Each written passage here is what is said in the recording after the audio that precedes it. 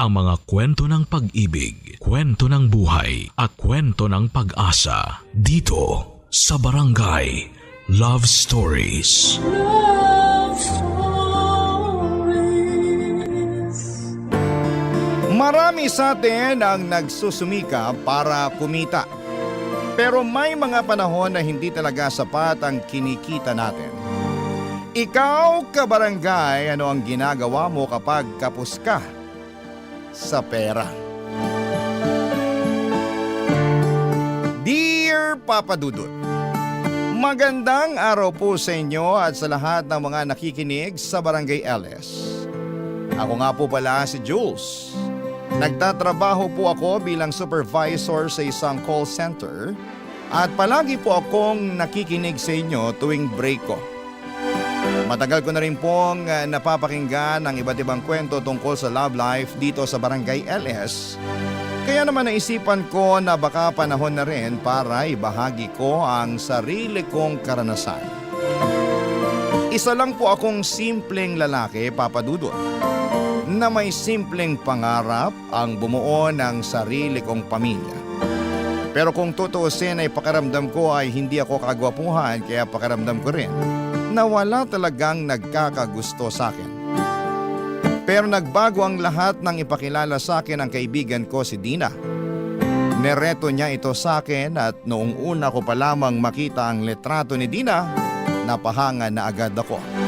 Ang ganda niya at mukha rin siyang mabait. Kaya hindi na ako nagdalawang isip na hanapin si Dina sa Facebook. Nung unang beses ko siyang i-chat at magpakilala, sobrang kaba ang naramdaman ko. Pero nilakasan ko talaga ang loob ko dahil gusto ko siyang makilala ng mas mabuti. Sa awa ng Diyos ay nag-reply si Dina. At habang tumatagal, mas lalo kaming naging malapit sa isa't isa. Araw at gabi kaming nag-uusap pero kahit na ganoon ay hindi pa rin kami nakakapag-video call noon. Kasi medyo naiilang ako sa itsura ko. Pero dumating din sa punto na naisip kong dapat na rin kaming magkausap ng mas personal. Kaya kahit kamado ay nilakasan ko na ang loob ko. At hindi ko makakalimutan ang unang beses kami na nag-video call ni Dina.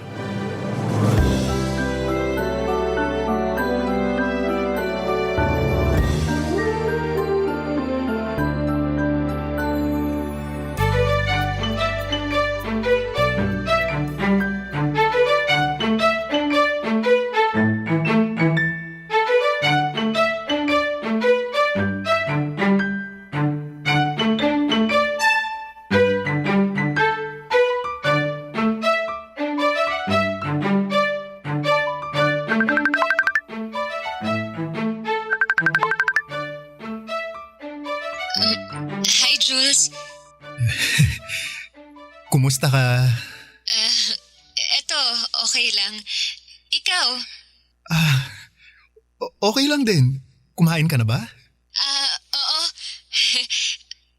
Teka lang. Itapat mo ng maayos yung camera mo.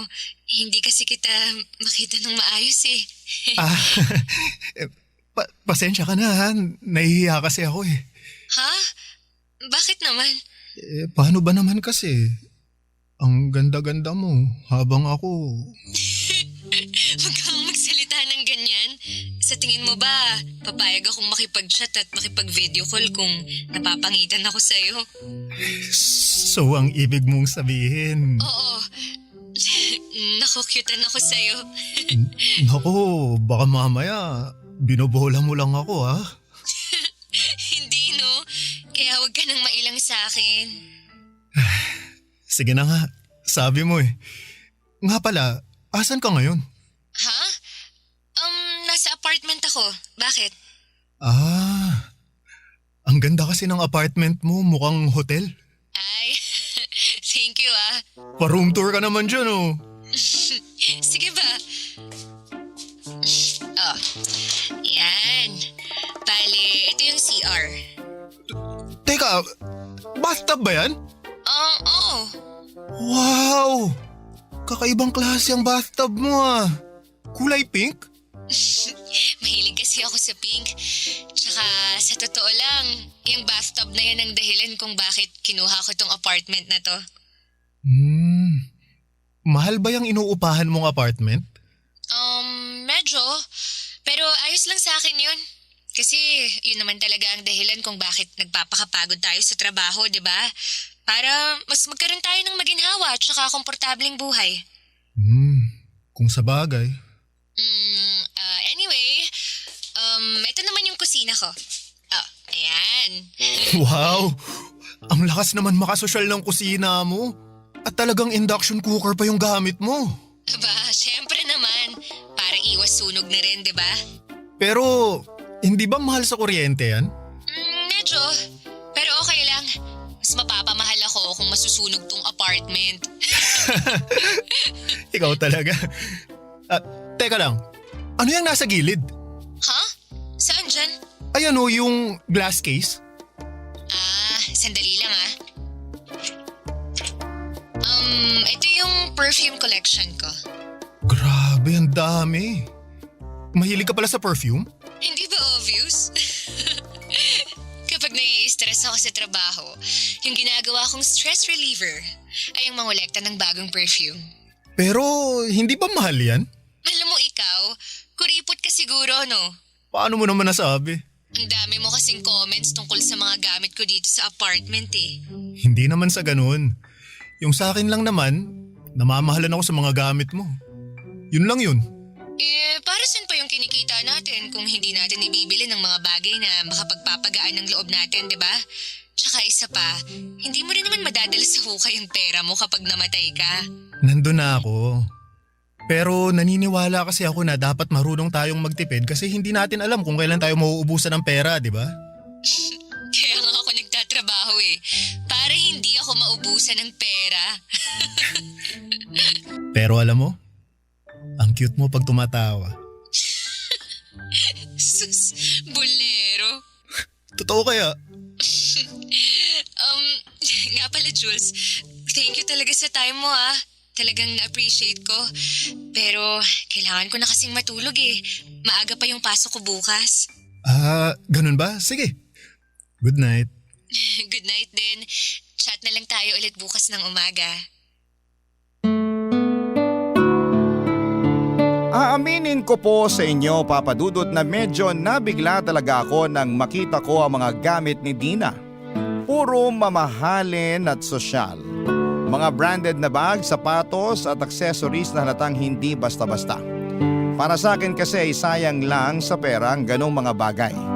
Naniniwala kasi ako na habang may pera tayo, mas mabuting matuto tayong magtipid, mag-ipon at unahin ang mga bagay na talagang mahalaga tulad ng pamilya, kinabukasan at pang-araw-araw na pangangailangan. Pero kahit magkaiba kami ng pananaw ni Dina pagdating sa pera, hindi ko siya hinusgahan. Naintindihan ko na iba-iba tayo ng kinalakhan, ng lifestyle at ng pananaw sa buhay. Mas pinili kong unawain siya at mas kilalanin kung sino talaga siya bilang isang tao. Hindi base sa mga gamit niya, kundi base sa ugali niya, sa puso niya, at sa kung paano siya makitungo sa akin. Makalipas nga ang ilang buwan, ng tuloy-tuloy na pag-uusap, pagkakaibigan at pag-unawa sa isa't isa, nagkita rin kami sa wakas. Doon ko na rin sinabi sa kanya ang totoo kong nararamdaman at tinanong kung pwede ko ba siyang ligawan, at sa kabutihang palad ay pumayag si Dina at hindi nagtagal ay dumating ang araw na pinaka-aasamasam ko. Sinagot niya ako, Papa Dudut, at grabing sobrang saya ko noon. Parang lumipad ang puso ko sa tuwa. Kaya bilang isang simpleng paraan para mapasaya rin siya, naisip kong ayain siya na pumunta sa La Union kasama ko.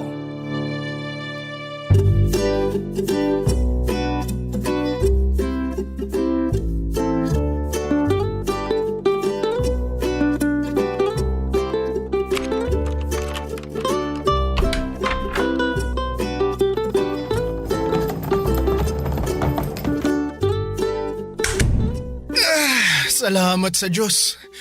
Nakapag-check-in na rin tayo sa wakas. Mismo. Grabe. Pakiramdam ko para na akong masusuka sa biyahe. Eh, nga pala babe, thank you talaga dito sa treat mo ah. Alam mo ba na sa lahat ng naging boyfriend ko, ikaw yung pinakauna na nag-aya sa akin na pumunta dito sa La Union. Alam mo naman na kaya kong gawin ang lahat para pasayahin ka, di ba? Ang sweet talaga ng baby ko. I love you. Love you too, babe. Ay, nga pala, may gusto akong ibigay sa'yo. May sorpresa ka para sa akin? Aba, syempre naman.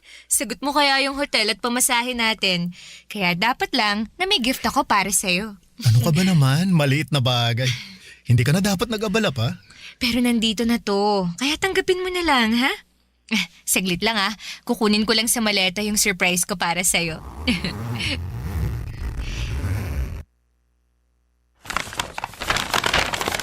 Tada! Ayun oh! Binilhan kita ng 5 t-shirt. Uy, ang dami naman yata niyan. Kailan mo binili ang mga yan?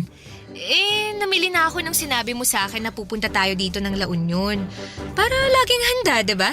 Ay, kaya naman pala ang laki ng maleta na dala mo eh. Okay lang yan. Kaya ko namang buhatin yan eh. Oh, tanggapin mo na tong mga t-shirt. Thank you dito, babe ah. Huwag kang mag-alala. Babawi ako sa'yo bukas. Ano ka ba? Kahit hindi na. Saglit nga lang. May price tag pa tong mga t-shirt oh. 4,000 isang piraso? Saan mo naman nabili tong mga to? Bakit ang mahal? E di syempre sa department store. Okay na yung mahal. At least matagal masira, diba? Ay, dapat sa ukay-ukay ka na lang namili. Alam mo ikaw, matagal ko nang napapansin na sobrang higpit mo pagdating sa pera. Naniniwala kasi ako na hindi naman natin kayang magtrabaho habang buhay. Kaya habang bata pa tayo, dapat marunong na tayong mag-ipon. Ewan ko sa'yo. Basta ako, naniniwala ako na dapat matutunan mo rin na i-enjoy yung pera mo while you're still young. You only live once. Ganun. Tsaka isa pa, hindi mo rin naman madadala yung pera mo sa langit, di ba? Kaya dapat, lubus-lubusin mo na kung anong meron ka ngayon. Dina, dapat alam mo rin yung mga limitasyon mo pagdating sa paggastos ng pera. Alam mo, nakakatawa ka. Bakit naman? Yung mga ex ko nga dati, tuwang-tuwa tuwing binibigyan ko sila ng regalo eh. Pero ikaw, kakaiba ka. Ikaw lang yung kilala kong nagdadalawang isip pa tuwing binibigyan ng regalo. Lumaki kasi ako sa hirap eh, kaya palagi akong nag-iingat pagdating sa pera. Jules, ganun din naman ako. Yung mama ko, kasambahay lang. Tapos yung papa ko, construction worker. Isang kahig, isang tuka lang yung pamilya ko nung nasa high school pa kami. Kaya nung natanggap ako sa trabaho ko bilang insurance agent, pinangako ko na ibibigay ko sa sarili ko yung buhay na hindi ko makamit-kamit nung bata pa ako. Kaya naman pala. Mas naiintindihan ko na ngayon kung saan ka nang gagaling. Mabuti naman kung ganon. Kasi may surprise pa ako para sa'yo. Teka lang ah. Ito, perfume. Magkano naman bili mo dito? 10,000 lang yan. Ano? Limited edition kasi yung perfume na yan. Kung tutuusin nga, mura na yun eh. Kasi nakasale pa yan nung binili ko. Huwag ka na ngang magtanong ng kung ano-ano dyan. O eto, tanggapin mo na lang. Sige na nga, gift mo sa akin to eh. Thank you dito ah. Maliit na bagay.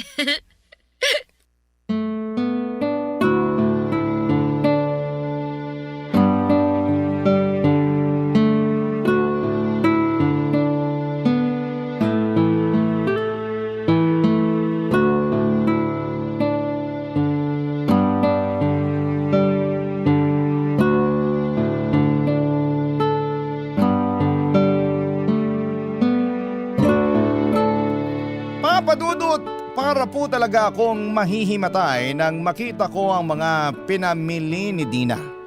Kasi sa pagkakatansya ko ay hindi bababa sa 20,000 ang halaga ng lahat ng yon. Alam kong hindi biro ang presyo ng mga binili niya. Kaya hindi ko maiwasang mabigla. Pero kahit na ganoon ay pinilit kong pigilan ang sarili ko na husgahan siya. Girlfriend ko na siya ngayon at sa totoo lang ni minsan ay hindi siya nanghingi o nanghiram ng pera sa akin para lamang mabili ang mga gusto niya. Napagtanto ko na siguro'y tama lang din na i-reward niya ang sarili niya mula sa pinaghirapang sweldo niya bilang isang insurance agent.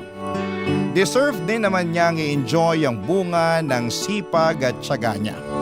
At sa totoo lang, pareho rin kaming nag-enjoy ni Dina sa bakasyon naming yon sa La Union.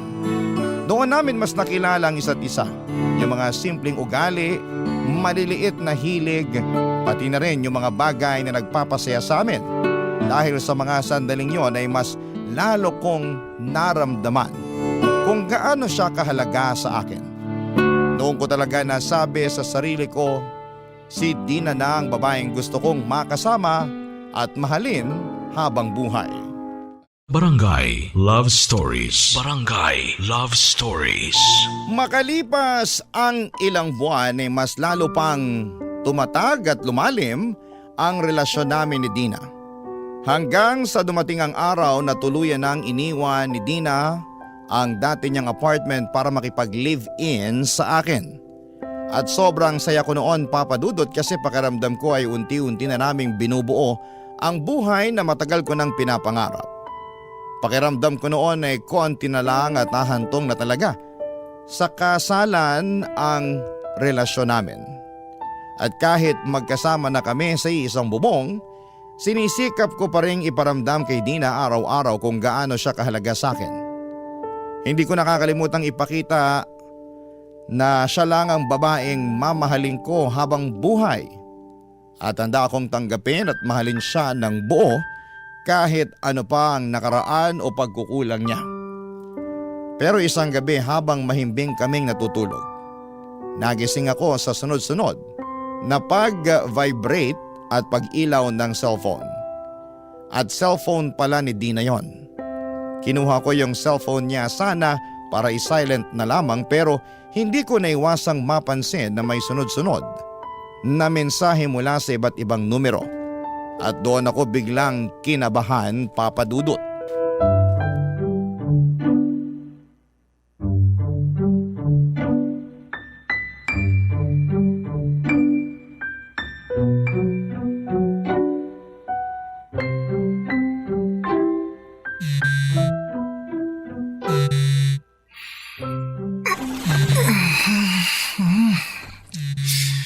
Ano ba naman yan? Istorbo talaga oh. Dina, babe. Yung cellphone mo, kanina pa nagva-vibrate. Matingnan nga. Sino pa kasi to? Teka lang, wag. Akin na nga yan. Ano to? Ba't ang daming number na nagte-text sa'yo? Sino yung mga yan? Wala to. Mga katrabaho ko lang. Ha? Sigurado ka ba? Kasi parang nakita ko yung isang message, mukhang sinisingil ka yata. Oo. Gaya nga ng sabi ko, katrabaho ko lang yun. Eh bakit ka naman sisingilin ng katrabaho mo? May pinagkakautangan ka ba? Oo eh. Nung isang araw kasi, nasa digital wallet lahat ng pera ko. Tapos kinailangan ko ng cash. Kaya ayan, napilitan akong manghiram ng pera sa katrabaho ko. Yun lang yun. Ganun ba? Oo. Oy, sino naman yung ibang numbers na nagte-text sa'yo? Sandali nga lang. Binasa mo ba lahat ng messages ko? Hindi, kaya nga ako nagtatanong, di ba? Ayoko naman talaga kasing pakialaman yung cellphone mo eh. Pero kanina pa kasi vibrate ng vibrate yan eh. Kaya, ayan. Sa susunod kasi, gisingin mo ko. Hindi yung bigla-bigla ka nalang nakikialam ng gamit ng may gamit. Sinubukan naman kitang gisingin ah. Pero pinakialaman mo pa rin yung cellphone ko. Invasion of privacy ang tawag dyan sa ginagawa mo, Jules. Kakainis ka naman eh. Babe, sorry na. Please, huwag ka nang magtampo sa akin. Hindi ko naman nabasa lahat ng messages mo eh. At saka, pangako, sa susunod, hindi ko napapakialaman yung cellphone mo, okay? Siguraduhin mo lang ah. Promise. Hindi lang talaga ako nakatiis kanina kasi ang himbing na ng tulog ko tapos nagising ako ng dahil lang dyan sa cellphone na yan. Sige na nga. Pinapatawad na kita. Basta, wag mo nang uulitin yung ginawa mo ah. Kasi yung pinakaayaw ko sa lahat, yung pinapakialaman ako. Oo na. Sorry. bati na tayo ah. Oo na. Nga pala babe, may gusto sana akong i-open up sa'yo eh. Ano yun? Siguro bukas na lang. Alam mo ikaw, ang labo mo kausap. Para saan pa na binanggit mo yung gusto mong pag-usapan kung hindi mo naman pala ikikwento sa akin? Kasi kasasabi mo lang na ayaw mo yung pinakikialaman ka, kaya eto. Natatakot na ako na baka magalit ka na naman sa akin. Sige na, sabihin mo na. Sa tingin mo ba makakatulog pa ako pag hindi mo sinabi sa akin yung gusto mong sabihin? I'm sorry babe pero yung ayaw ko kasi sa lahat yung may utang eh. Grabe ka naman sa akin. Ba't pakiramdam ko parang hinuhusgahan mo na ako, ha? Yung katrabaho ko lang naman yung inutangan ko kasi wala akong cash nung time na yon. Eto na nga ba yung sinasabi ko eh. Eto mismo yung dahilan kung ba't ako nagdadalawang isip na sabihin pa sa'yo to eh. Pwes, dahil sinimulan mo na, walang matutulog sa atin hanggang hindi natatapos tong usapan na to. Please babe, huwag mo naman sanang masamain yung sinasabi ko sa'yo. Nakakasama ka ng loob eh. Pakinggan mo muna kasi ako. Yung sa akin lang naman, ayokong mabaon ka sa utang. Babe, alam kong marami kang luho. At tinanggap ko naman yun, di ba? Kasi nga, tulad ng sabi mo sa akin noon, pera mo naman ang ginagamit mong pambili sa mga luho mo. Kaya hinahayaan na lang kita. Pero yung utang kasi, ibang usapan na yun eh. Sandali nga lang. Ba't ka ba nagkakaganyan, ha? Ba't pa praning na praning ka na may utang ako sa katrabaho ko? Ayoko lang kasing matulad ka sa mga kasama ko sa call center. Anong ibig mong sabihin? Marami kasi akong katrabaho sa call center na mahilig mangutang. Yung iba sa kanila, bigla-bigla na lang nawawala para lang matakasan yung hiniraman nila ng pera. Babe, alam kong concern ka sa akin. Na-appreciate ko yun. Pero wala kang dapat ipag-alala. Hindi ako matutulad sa mga kasamahan mo sa call center. Siguro nga marami akong luho, pero hello, sahod ko naman yung pinambibili ko ng mga luho ko. Sige na, huwag ka nang magtampo sa akin oh. Ikaw lang naman tong iniisip ko eh. Iba pa rin kasi talaga kapag may financial stability tayo. Oh, sure, whatever. Matulog na nga lang tayo. Baka mamaya kung saan pa mapadpad tong usapan na to eh. Good night na.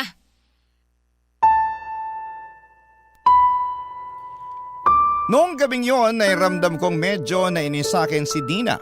Pero kahit ganun pa man ay wala akong pinagsisihan sa mga sinabi ko. Alam ko sa sarili ko na kapakanan lamang niya ang iniisip ko noon. Marami kasi akong kakilala sa call center na nalunod na sa utang. Yung tipong patong-patong na ang utang sa mga katrabaho tapos ay bigla na lamang maglalaho, mag-aawol para lamang takasan yung mga pinagkakautangan nila. Ang iba pa nga ay lilipat ng ibang kumpanya tapos ay uulit lamang sa parehong cycle. Ayoko ng ganong klase ng buhay. Gusto ko yung simple lang, may peace of mind, walang iniisip na bayarin at syempre gusto ko na ganon din ang magiging partner ko sa buhay. Pero habang tumatagal ay parang ang hirap makamit ng peace of mind na yon. Napapansin ko kasing mas lalo nang dumadalas ang pag-online shopping ni Dina. Kung ano-ano ang mga binibili niya. Bagong cellphone, mga bag, sapatos, mamahaling pabango at kung ano-ano pa. Nung una ay hinayaan ko lamang, sabi ko sa sarili ko ay deserve naman niya. Kasi kita ko rin naman yung effort at sipag niya sa trabaho bilang insurance agent. Pero sa totoo lang ay dumating din ako sa punto na napaisip ako kung paano niya pinagkakasya ang sahod niya sa lahat ng ginagastos niya. Hanggang isang gabi habang kumakain kami ni Dina sa isang restaurant, bigla na lamang may nangyari na unti-unting sasagot sa mga katanungan ko, Papa Dudut.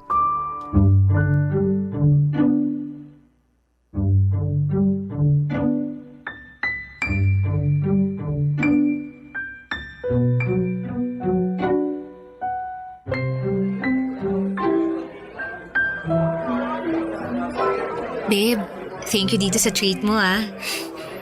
Maliit na bagay babe, kahit ano para sa'yo. Teka lang. Parang himala yata na dinala mo ko rito sa restaurant. di ba, ikaw tong palaging nagre-reklamo na sayang lang sa pera yung paglabas-labas para kumain?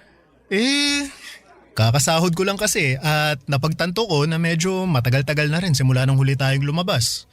Kaya eto. Confirmed. Mahal na mahal mo nga talaga ako. Naman. At mahal na mahal din kita kahit kuripot ka. Uy, hindi ako kuripot ah. Maingat lang talaga ako sa pera, alam mo yan. Alam mo minsan, natatawa na lang ako eh. Bakit naman? Hindi ko kasi magets kung bakit tayo nagkasundo at nagkatuluyan eh. Isipin mo kuripot ka. Ano ba naman yan? Hindi nga ako kuripot. Tapusin mo na muna kasi ako. Anyway, kuripot ka, tapos ako naman maraming luho. Pero kahit magkaiba yung personalities natin, nagkakasundo pa rin tayo, di ba? Alam mo babe, nung una hindi nga ako natutuwa sa mga luho mo eh. Pero habang tumatagal, napaisip rin ako na siguro deserve mo naman yung mga pinamimili mo kasi galing naman ang lahat ng yun sa hard work mo, di ba? Tama ka dyan. Ay, asa na nga ba yung dessert na in-order natin? Ba't ang tagal? Kaya nga eh. Uy, babe, yung cellphone mo nagre-ring. Ay, Uy, bakit mo naman pinatay? Baka importante yun. naku wala. Katrabaho ko lang yan. Anyway, tawagin mo na kaya yung waiter, babe. Mag-follow up ka? Mamaya na, bigyan na lang natin ng 5 minutes. Tapos kapag wala pa, saka na ako magfa-follow up. Sige. Teka, kanina pa ring ng ring yan eh. Pakiramdam ko mukhang importante yan. Sagutin mo na lang kasi. Hindi na kailangan. Gaya nga ng sabi ko, hindi naman importante yun. Uy, ayos ka lang? Ba't mukhang Biyernes Santo yung mukha mo? Babe, ayoko sanang sabihin to eh pero pakiramdam ko kasi parang may tinatago ka sa akin. Ano? Paano mo naman nasabi yan, ha? Masisisi mo ba ako eh? Kanina pa ring nang ring ang cellphone mo pero hindi mo sinasagot. Hindi ko sinagot kasi nga nagde-date tayo. Ayokong makaistorbo yung tawag na yun sa date natin. Yun lang yun. Kalokohan. Kung talagang wala kang tinatago, sasagutin mo yung tawag na yun. Ayoko sanang gawin to eh pero pahiram nga ako ng cellphone mo. Ano? Ayoko. Kung talagang wala kang tinatago, ipapakita mo sa akin yung cellphone mo. Sumusobra ka na, Jules, ha? Pinagtututahan mo ba ako na may iba kong lalaki, ha? Buti naman at alam mo. Ipakita mo sa akin yung cellphone mo ngayon mismo dahil kung hindi, tatapusin ko na tong relasyon na to. Yung ayaw na ayaw ko sa lahat, yung pinaglilihiman ako eh. Oh, sige na nga. Oo, yan. Kahit halongkatin mo yung cellphone ko hanggang umaga, wala kang makikitang lalaki dyan. Teka lang. Ano to? Ang dami mong missed calls ah. Tapos pa iba-iba pa yung number. Sino ba tong mga to ha? Tsaka bakit hindi mo man lang sinasave sa contacts mo tong mga number? Saka na lang natin pag-usapan to, please. Hindi. Magpaliwanag ka ngayon din. Hindi ako matatahimik hanggat hindi mo ipinapaliwanag sa akin kung bakit ang dami mong missed calls galing sa iba't ibang number. Okay. Tingnan mo na lang yung mga messages. Para malaman mong sagot dyan sa tanong mo. Sige.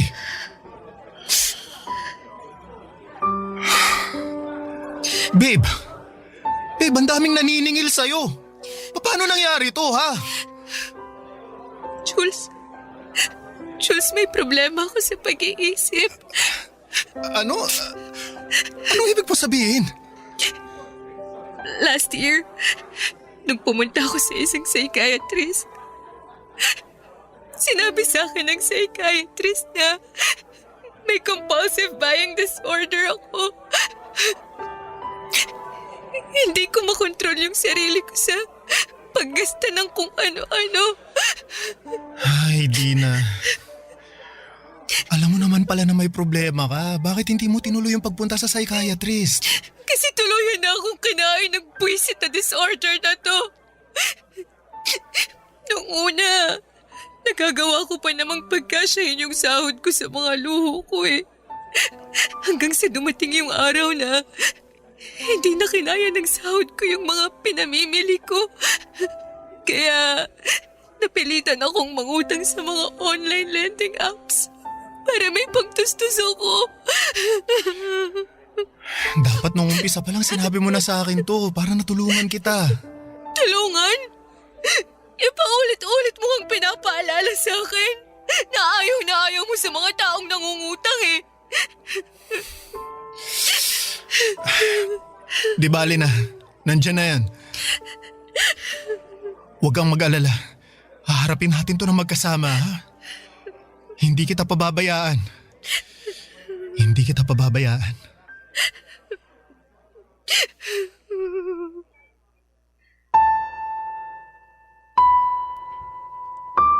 Inis na inis talaga ako kay Dina noong gabing yon, pero mas nangibabaw pa rin sa akin ang awa at malasakit. Hindi ko kayang hiwalayan siya ng basta-basta, lalo na dahil sa mga utang niya. Kaya imbis na layuan ko siya ay pinili ko na lamang na tulungan siyang unti-unting bayaran ang mga pinagkakautangan niya. Sa mga panahong yon ay palihim din ako nag-iipon para kahit papaano ay magkaroon kami ng sapat na pera na pangkonsulta sa psychiatrist. Kasi ramdam ko na kailangan na talaga ni Dina ng tulong. Pero lalo lang naging mabigat ang sitwasyon namin nang hindi na makontrol ni Dina ang pagsha-shopping online. Tuwing pinapa-return to sender ko ang mga package na dumarating ay nagwawala siya. Umiiyak at halos hindi ko na siya makausap ng maayos. Sa totoo lang ay sobrang stress na rin ako ng mga panahon na yon kasi kapag tinutulungan ko si Dina na bayaran ang mga utang niya ay halos wala nang natitira sa sahod ko. Ang mas masakit pa ay parang wala siyang pakialam sa mga tawag mula sa mga pinagkakautangan niya. Parang sanay na siya o wala na lang talaga siyang ganang harapin yon. Pero kahit na ganoon ay pinanghawakan ko pa rin ang pangako ko sa sarili ko, Papa Dudut, na hindi ko susukuan ang relasyon namin. Kasi ang pera kaya mong kitain ulit yan. Pero ang tunay na pagmamahal, bihira lamang yang dumating. At para sa akin, si Dina pa rin ang pinakamamahal ko, Papa Dudut. Barangay Love Stories. Barangay Love Stories. Habang lumilipas sa mga araw ay nagsimula na lamang akong mag-research sa internet kung papaano harapin at unawain ang isang taong may compulsive buying disorder. Doon ko natutunan na napakahalaga pala ng mga salitang ginagamit mo kapag kinakausap mo sila. Kailangan mong maging maingat at maunawain. Halimbawa, imbes na sabihin bakit ka ba laging bumibili ng kung ano-ano, mas maganda siguro kung sabihin mo na napapansin ko na madalas kang nag-online shopping. Gusto kong maintindihan kung ano ang nararamdaman mo kapag bumibili ka. Talagang sineryoso ko ang pag-research kasi gusto ko talagang maging mabuting boyfriend kay Dina. Kahit ako na muna ang unti-unting magbayad sa mga utang niya, basta sa dulo ay sana'y gumaling na siya. Kahit mahirap para sa akin, kahit halos ako na lamang ang nagdadala ng bigat, masaya na rin ako, Papa Dudut, basta makabangon lamang siya sa disorder niya. Pero hindi ko inaasahan na mas lalo pa palang lalala ang sitwasyon namin. Isang araw ay may nakita akong post sa Facebook at parang bigla akong tinamaan sa dibdib noong nakita ko ang post na yon, Papa Dudut.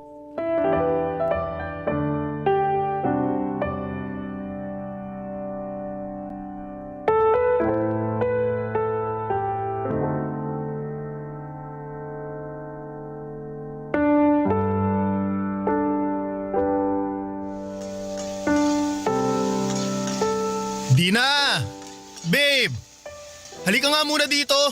Ano ba kasi yun? Nagluluto pa ako eh. Mamaya mo na tapusin yan. Halika dito. Ano ba kasi yun? Oh, ano? Yan. Nakita mo na ba yung Facebook mo? Ha? Hindi pa. Bakit mo natanong? Tingnan mo to, ha. Pinagpepiestahan ka na ng mga kaibigan at katrabaho mo online. May isa kang katrabaho dito, galit na galit kasi hindi mo pa daw nababayaran yung utang mo sa kanya. Sus, maliit na bagay. Hayaan mo na muna yan.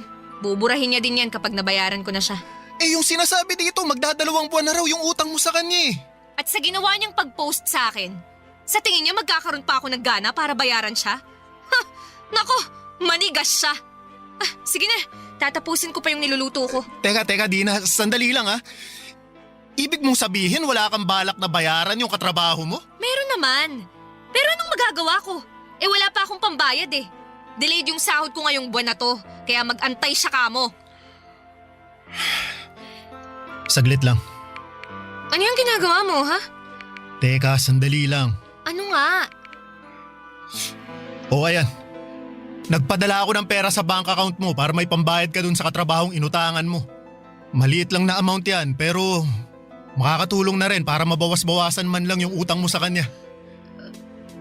Thank you sa pinadala mo, ha? Huwag kang mag-alala. Ibibigay ko to sa kanya. At di na utang na loob.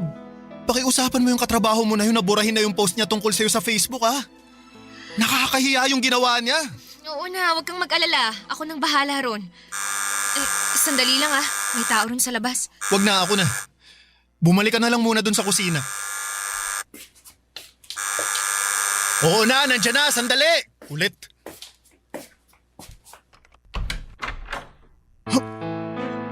Ano to? Dina! Dina! Ano ba? Bakit? Anong problema? Tingnan mo to! Oh, May nagpadala ng bulaklak na para sa patay. Diyos ko! Teka lang. Bakit nakalagay yung pangalan ko dyan? Nasaan na yung walang yung delivery boy na nagpadala nito, ha? Kakausapin ko!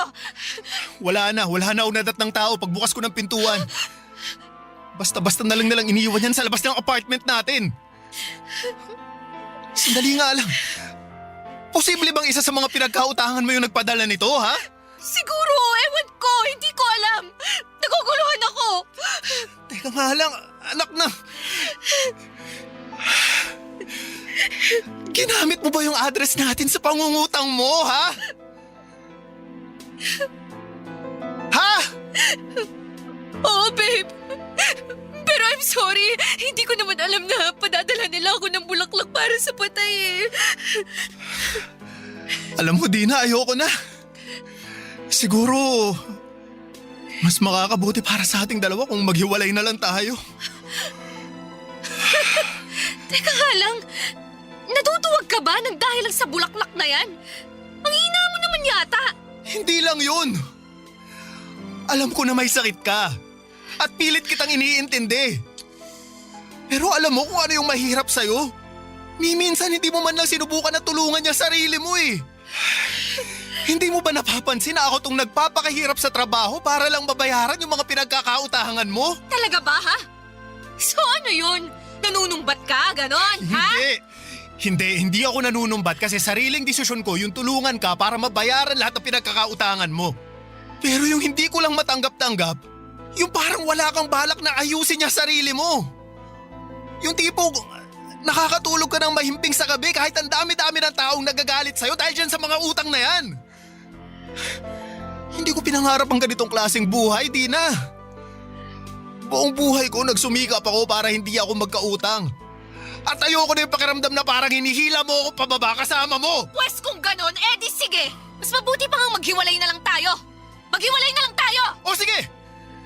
Pero isa lang ang sasabihin ko sa'yo, Dina. Sana gamitin mo ang pagkakataong to para tulungan yung sarili mo. Maniwala ka sa akin, hindi ka aasenso sa buhay kung ipagpapatuloy mo ang ginagawa mong pangungutang. Hiwalay na tayo, di ba? Kaya wala ka ng karapatan na panghimasukan pa yung buhay ko. Labas ka na sa mga ayaw at gusto kong gawin. Kukunin ko na yung mga gamit ko. At makikitira na muna ako sa mga kaibigan ko. Goodbye, kuripot!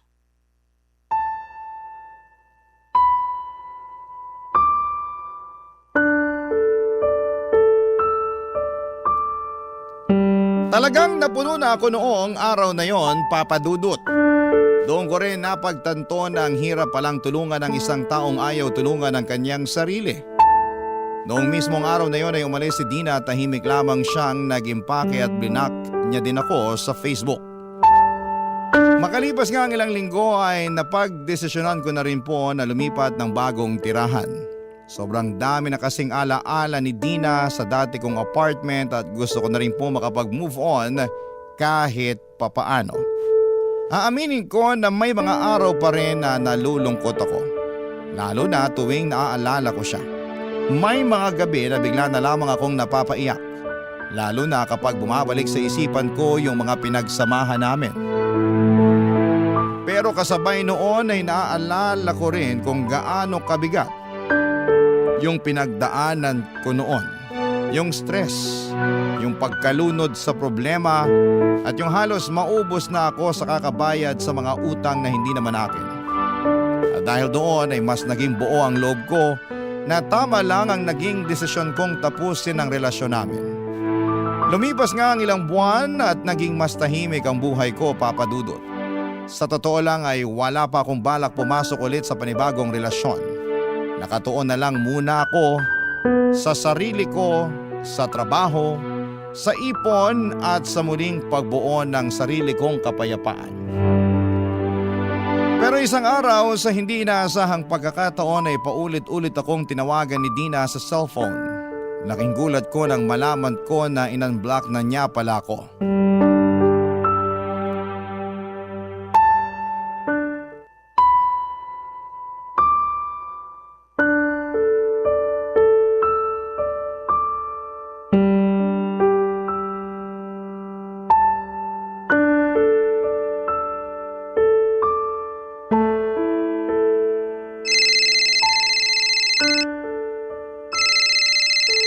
May tumatawag. Sino to? Si Dina. Hello, Dina.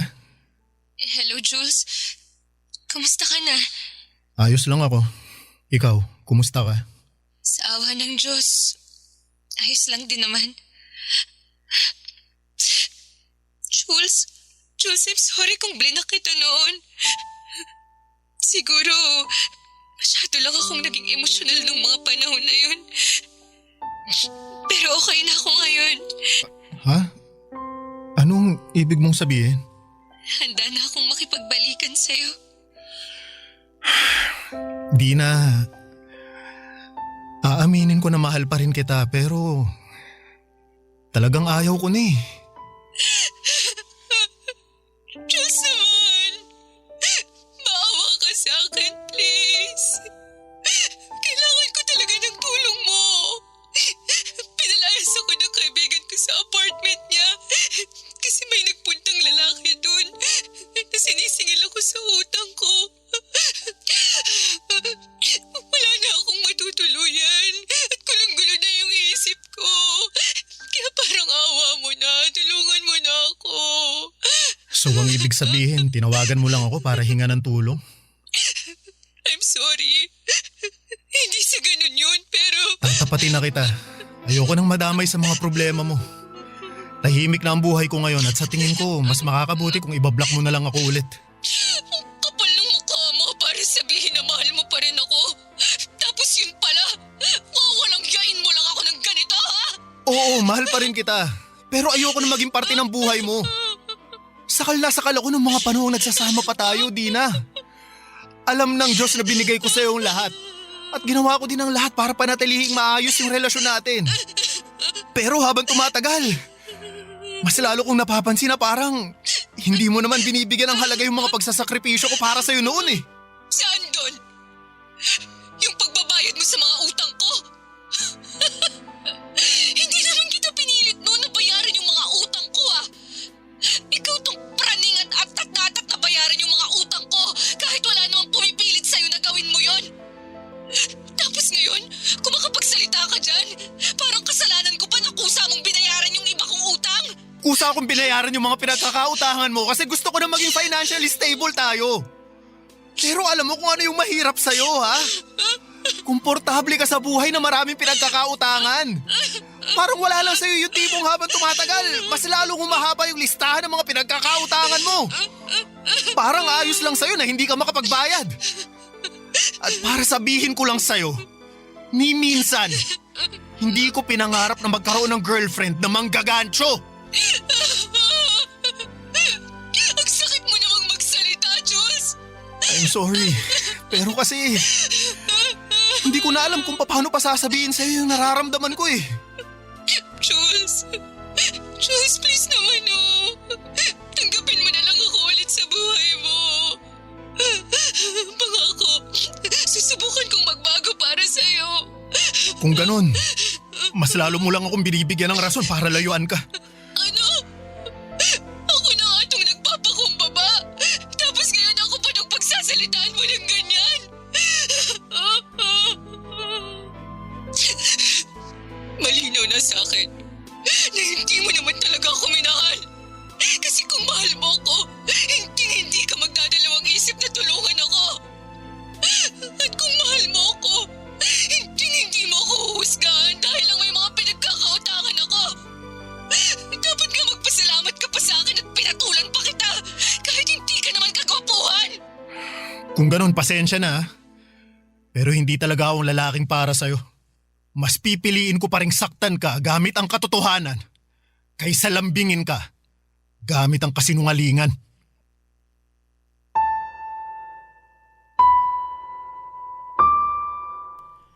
Siguro po ay marami sa mga kabarangay ninyo ang huhusga sa akin dahil sa ginawa kong pangiiwan kay Dina. Pero gusto ko lamang pong sabihin na ginawa ko ang lahat ng makakaya ko para sa ikabubuti naming dalawa. Sa huli si Dina pa rin ang piniling hindi tulungan ng sarili niya. Wala pong masama sa pagsalba sa sarili mo mula sa isang sitwasyong alam mong hindi na nakakabuti para sa iyo. Lalo na kung naibigay mo na ang lahat pero ang taong kasama mo ay ayaw pa ring magbago. Sa ngayon po, Papa Dudut, ay tahimik na ang buhay ko. Wala na rin akong balita kay Dina mula nang huli kaming mag-usap sa cellphone.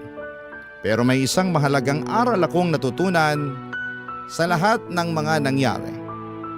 Dapat maging matalino tayo sa pagdedesisyon, lalo na pagdating sa pera. Lalo na kung may karelasyon ka na. Dahil ang mga desisyon natin ay hindi lang tayo ang maapektuhan kundi pati na ang mga taong mahal natin.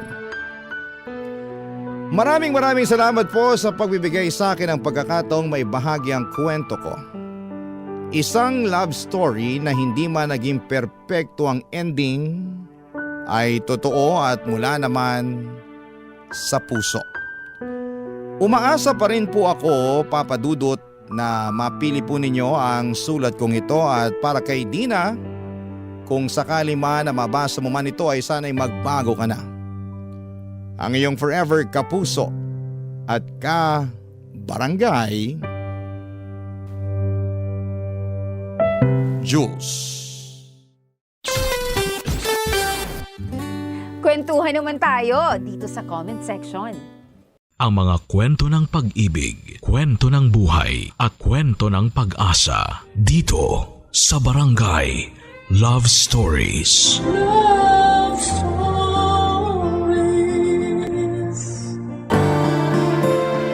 Kapag mahal natin ang isang tao, hindi tayo gagawa ng paraan para sila ay masaktan. Kasi pag mahal natin, dapat inaalagaan at iniingatan.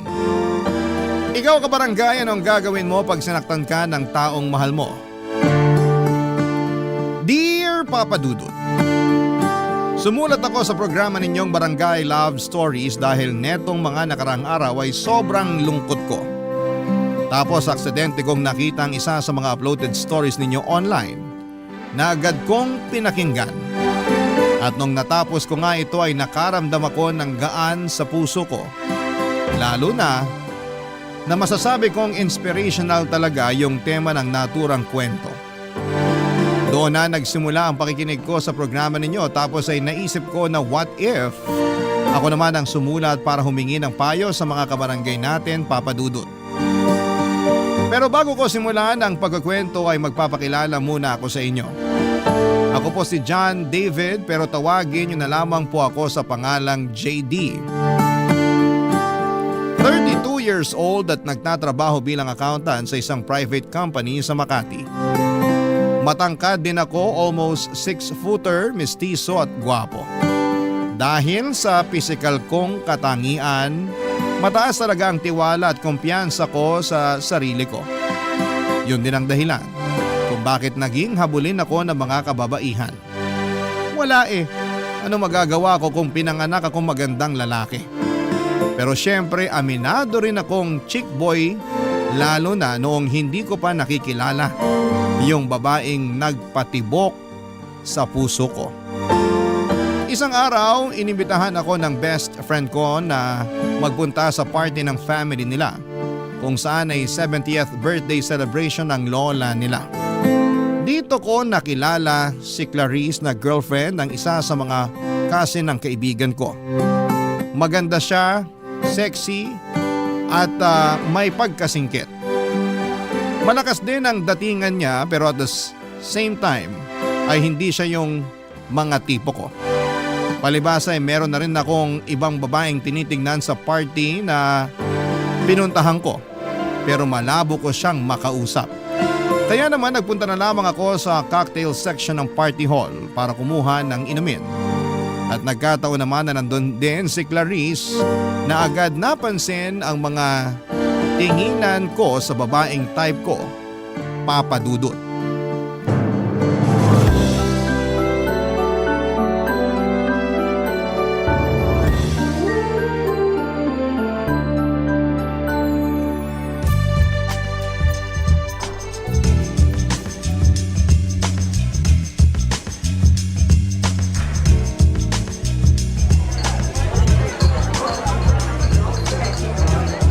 JD, tama? Oo, ikaw si Clarice. Ako nga. Pansin ko kanina pa nang lalaki ang mata mo kakatitig kay Yela. Yela who? Ayun oh. Ah, nahalata mo pala. Masyado ka namang observant. Of course. Simula kasi nang ipakilala ka sa akin ng boyfriend ko kanina. Hindi ka na nawala sa isip ko. Uy, bad yan. Baka magkasala ka sa boyfriend mo. As if naman magagawa akong magloko eh. Swerte ko na sa kanya, no? Anong ibig mong sabihin? Sabi na eh. Kayo talagang mga lalaki yung totoong chismosa. Ikaw naman? Na-curious lang since nabanggit mo na.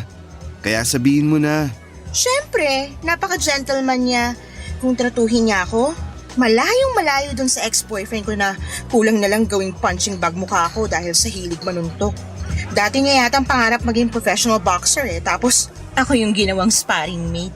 Aray, abusado pala yung ex mo. Buti na lang iniwalayan mo na siya. Yeah, pero mantakin mo umabot pa kami ng 5 years. 5 years? Natiis mo yun? Oo, mahal ko eh. Kahit naman sino basta mahal mo yung tao, mabubulag ka sa mga red flags nila. Ah, basta ako. Pinakamatagal ko ng relasyon, 3 buwan. Talaga? Relasyon ba tawag doon or what? Madali kasi ako magsawa sa babae. Gusto ko nagpapalit agad. Hindi ko kaya magtiis sa isang relasyon kapag di na ako masaya. Yan talaga ang mga salitaan ng mga certified chick boy. Wala tayong magagawa. Pinanganak tayong gwapo at habulin ng mga babae. Ay nako, pero sa nakikita ko, ikaw naman yung maghahabol sa babae. Balita ko kasi may pagka man-hater yang si Ella.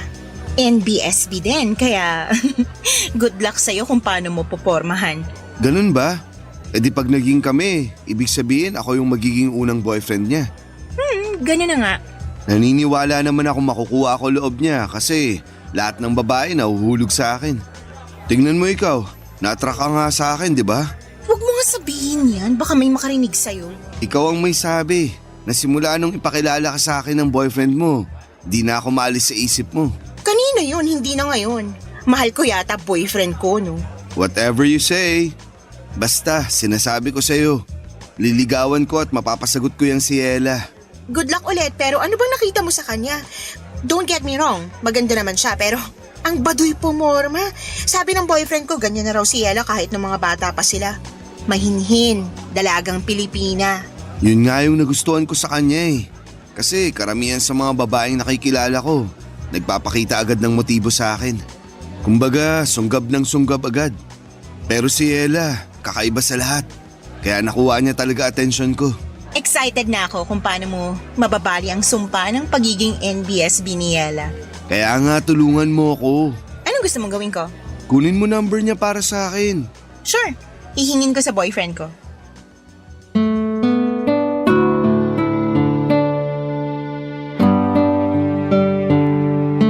Maganda si Yela, maputi, makinis ang balat, maamo ang mukha pero may pagkamanang manamit. Masyado kasing balot na para bang anytime ay mamanyakin siya ng mga kalalakihan kaya ganon yung defense mechanism niya. Pero kitang-kita ko pa rin ang kaseksihan niya dahil pasimple ko siyang tinitingnan ng mga panahong yon. Nakuha niya kasi ang atensyon ko at swerte dahil binigay din sa akin ni Clarice ang contact number niya na nakuha nito sa boyfriend niya. Natawa pa nga ako nung chinir niya ako na galingan ko ang panliligaw kay Yela Papadudut.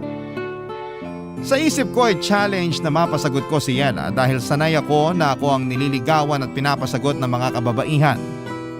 Pero iba pala talaga sa pakiramdam kapag tinamaan ka na ng pana ni Cupido. At nangyari nga yon ng unang beses kong makita si Yela.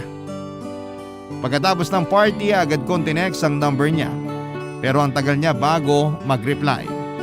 Siguro inabot pa ng kinabukasan mga bandang hapon. Akala ko tuloy ay pinagtripan lang ako ni Clarice kaya maling number ang ibinigay niya sa akin. Pero nung i-text ko ulit doon si Yela ay halos lumabas ang puso ko sa aking dibdib dahil sa excitement at kaba nang mag-reply na siya. Natawa pa nga ako kasi para siyang jejemong mag-text. Una niyang tinanong kung sino ako at doon ako nagpakilala sa kanya. Akala ko ay walang magiging progreso ang pag-uusap namin dahil ang tagal na naman ulit bago niya ako nireplyan. Buti na lang at hindi ako sumuko hanggang sa nagtuloy-tuloy na ang pag-uusap namin. Makalipas ang 2 linggo ay nag-decide kaming magkitang dalawa, Papadudut.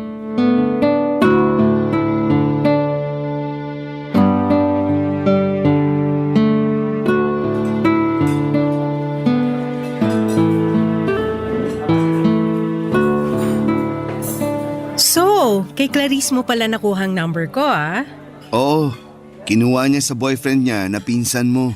Kahit kailan talaga yung babaeng yun masyadong mapapil. Bakit? May galit ka ba sa kanya? Wala, pero kasama kasi siya ng mga pinsan ko na nagpupush sa akin na makipag-date para magka-boyfriend na.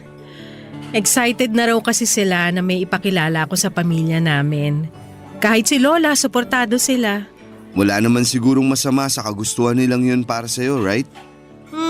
Wala nga. Ako lang siguro yung ayaw. Na-mention ni Clarice na may pagka-man-hater ka raw. Totoo ba yun? What? No, OA talaga ng babaeng yun. Pero baka kaya niya nasabi kasi nga NBSB pa rin ako. Tsaka yung huling nang ligaw sa akin na lalaki inireject ko agad para hindi na niya ipagpatuloy. Bakit? Hindi ka pa ba ready? Siguro, pero more on wala akong tiwala sa mga lalaki. Huwag ka sanang ma-offend May feeling ako na parang iba ka naman sa kanila. Normally, hindi talaga ako sumasama sa kahit na anong invite ng kung sinong lalaki pero eto tayo ngayon. Pumayag ako mag-usap tayo sa text at magkita ngayon. Hindi naman ako na-offend pero pwede bang malaman yung rason mo? Kasi karamihan sa mga lalaki manloloko. Yung kasing ginawa ng husband ng ate ko sa kanya. Biruin mo, may 2 na silang anak tapos 6 na taon na rin silang kasal. Hindi pa kasama dun yung 4 na taon nilang mag-boyfriend-girlfriend kaya bali 10 taon na silang magkarelasyon. Tapos pinagpalit lang siya sa ibang babae nung mokong na yon na nakilala lang niya doon nung last na nagbakasyon kami sa Boracay. Ay, grabe yung iyak ng ate ko. Kasi pinili talaga nung husband niya yung babaeng yon kesa sa kanila ng mga anak niya. Mali nga yung husband ng ate mo kasi hinayaan niyang masira yung pamilya nila. Pero di naman lahat ng lalaki katulad niya, Yela. Hindi ko naman nila lahat pero kasi… nung nakaraan lang, yung pinsan naming babae nag-share ng problema sa akin.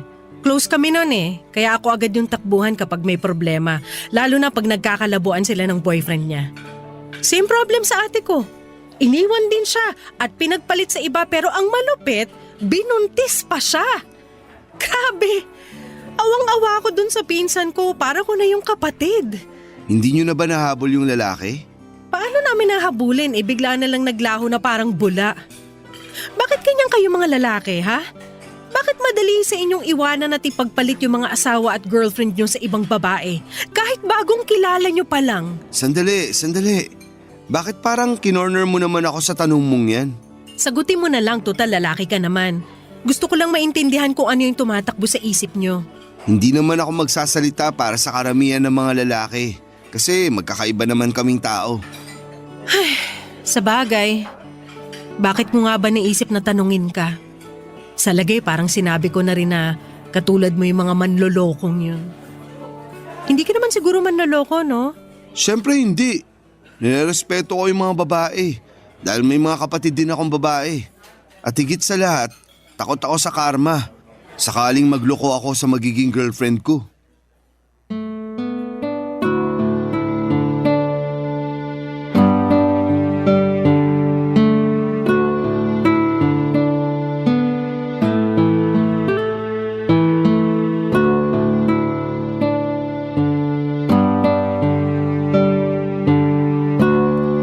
Papa Dudut, after ko siyang i-date sa isang mamahaling restaurant, sa isang lugar na kung saan ay hindi ko akalaing magdadala ako ng babae. Pinasyal ko naman siya sa park, Papa Dudut, since nabanggit niya na mahilig siya sa nature. At buti na lang dahil maganda ang panahon ng araw na yon.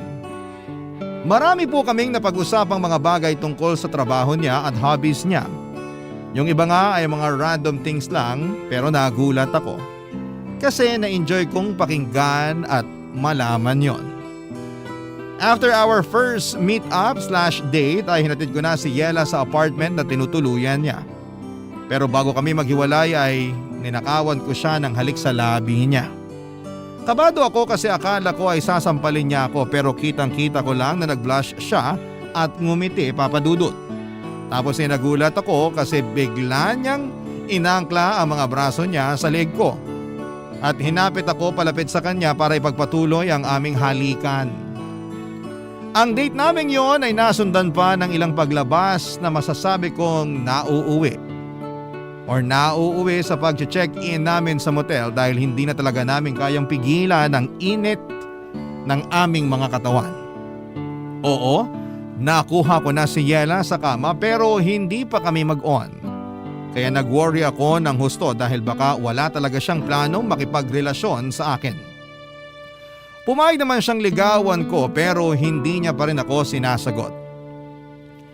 Ewan, hindi lang ako sanay siguro kasi si Yela ang unang babaeng niligawan ko. Kaya naman may pangamba sa puso ko na baka pinapaasa niya lamang talaga ako. At sa huli, wala akong mapala sa kanya ng mga panahong yon, Papa Dudut. Barangay Love Stories. Barangay Love Stories. Pero lahat ng agam-agam ko kay Yela ay nawala. Noong pagkaraan ng isang buwan na panliligaw sa kanya ay binigay na niya sa akin ang matamis niyang oo. Grabe. Pakiramdam ko ako na ang pinakamaswerteng lalaki sa mundo dahil girlfriend ko na siya, Papa Dudut. Sa sobrang saya ko noong sinagot niya ako sa isa sa mga date namin, nilibre ko yung mga katabi naming table na kumakain. Wala sobrang in love ako kay Yela at ang sarap-sarap nito sa pakiramdam. Ilang larawan ko yon na para bang hindi na nakasayad sa lupa ang aking mga paa at nakalutang na ako sa ulap, Papa Dudut. Noong naging mag-on kami ni Yela ay doon ko na-discover na marami pa rin kaming pagkakaiba.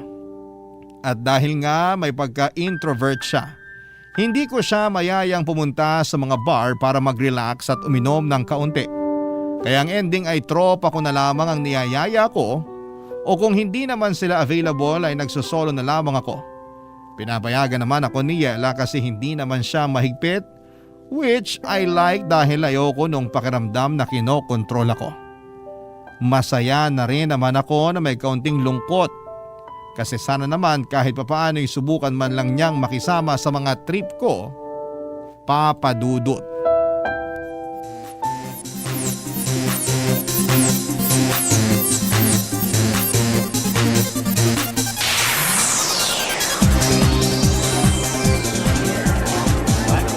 Long time no see, JD. Hi, Clarice! Long time no see rin. May kasama ka ba? Wala, solo trip. Ikaw? Wala rin. Akala ko pa naman kasama mo si Yela. Congratulations pala kasi sa wakas nasira mo na yung sumpa ng pagiging NBSB niya. Thank you. Sabi ko naman sa'yo, mapapa-oo ko siya. Ikaw wala kang tiwala sa kagwapuhan ko. Kasalanan ko bang mawalan ng tiwala sa'yo? Naghuhumiyaw din yung pagiging chick boy mo. Hindi na ako chick boy. Good boy na ako. Nax, pwede ba yun? Ang alam ko kasi, once na chick boy ka na, forever chick boy ka na. Masyado ka namang judgmental. Okay, pero bakit mag-isa ka lang ngayon dito? At dito pa talaga sa bar? Kasi ayaw naman sumama ni Ella. Hindi raw siya mahilig sa ganitong klase ng lugar. Maingay, tapos magulo. At di rin kasi umiinom yun. Pero alam naman niya na nandito ako. Kanina lang, kausap ko nga siya bago kita nakita Uy, updated yan. Malapit na tuloy ako maniwala na nagpapaka-good boy ka na talaga. Siyempre, mahal ko si Ella Kaya lang, Kaya lang ano? kasi ang dami-dami naming pagkakaiba. Lalo na sa hobbies. Nakakatampo lang kasi. Di man lang niya magawang mag-adjust para sa akin. Katulad na lang nung pagsama niya rito sa bar para mag-chill. Last time, sinamahan ko siya sa pottery lesson niya. Kahit na di ko gustong napuputikan yung mga kamay ko. Basta makita ko lang siyang masaya. Masaya na rin ako. Tapos kamakailan lang din, sinamahan ko siya dun sa one-day workshop tungkol sa flower arrangement. Uy, maganda yon. Hindi ka ba nag-enjoy?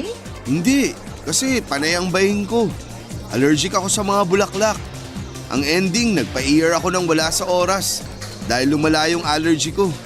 Grabe yun. Grabe nga. Kung ako yan, magagalit ako kay Ella. Kasi mukhang pinipilit ka niyang gawin yung mga bagay na hindi mo naman gusto. Ikaw na may sabi. Ganun talaga kapag mahal mo yung tao. Oo nga, pero hirap niyan kasi bago pa lang kayo magkarelasyon Baka mamaya maging dahilan niya ng mga away niyo. Okay na yun. Nakamove on na ako dun. Saka humingi na rin naman ng sorry si Ella.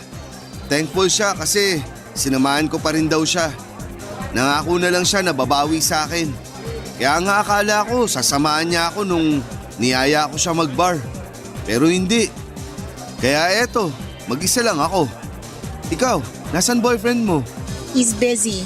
May business trip ilang araw na. At miss na miss ko na nga. Kaya lang ano magagawa ko? Karibal ko yata doon, hindi ibang babae kundi trabaho niya. Wala talagang perfect na relasyon, no? Kasi kahit gaano pa natin kamahal yung mga jowa natin, may pagkukulang pa rin sila sa atin. Totoo rin naman kasi may tampo rin ako sa boyfriend ko. Hindi niya kasi ako pinagbigyan kahit bago man lang siya umalis. Isipin mo 2 linggo ko pa siya bago ulit makita. Tapos lagi pa siyang busy sa work. Pagbigyan? Sa kama. Kaya dinadaan ko na lang sa pag-inom Cheers para sa atin na nagsisolo trip tonight. Ah, yeah. Cheers! Gosh, ang sarap kahit na ang pait. Gusto ko pa ng isa. Sure ka? Baka malasing ka agad yan, ha? Nandiyan ka naman Di mo naman ako pababayaan, diba? Oo naman. Akong bahala sa'yo. Lasing na lasing si Clarice pero nagtira ako ng pang-uwi namin.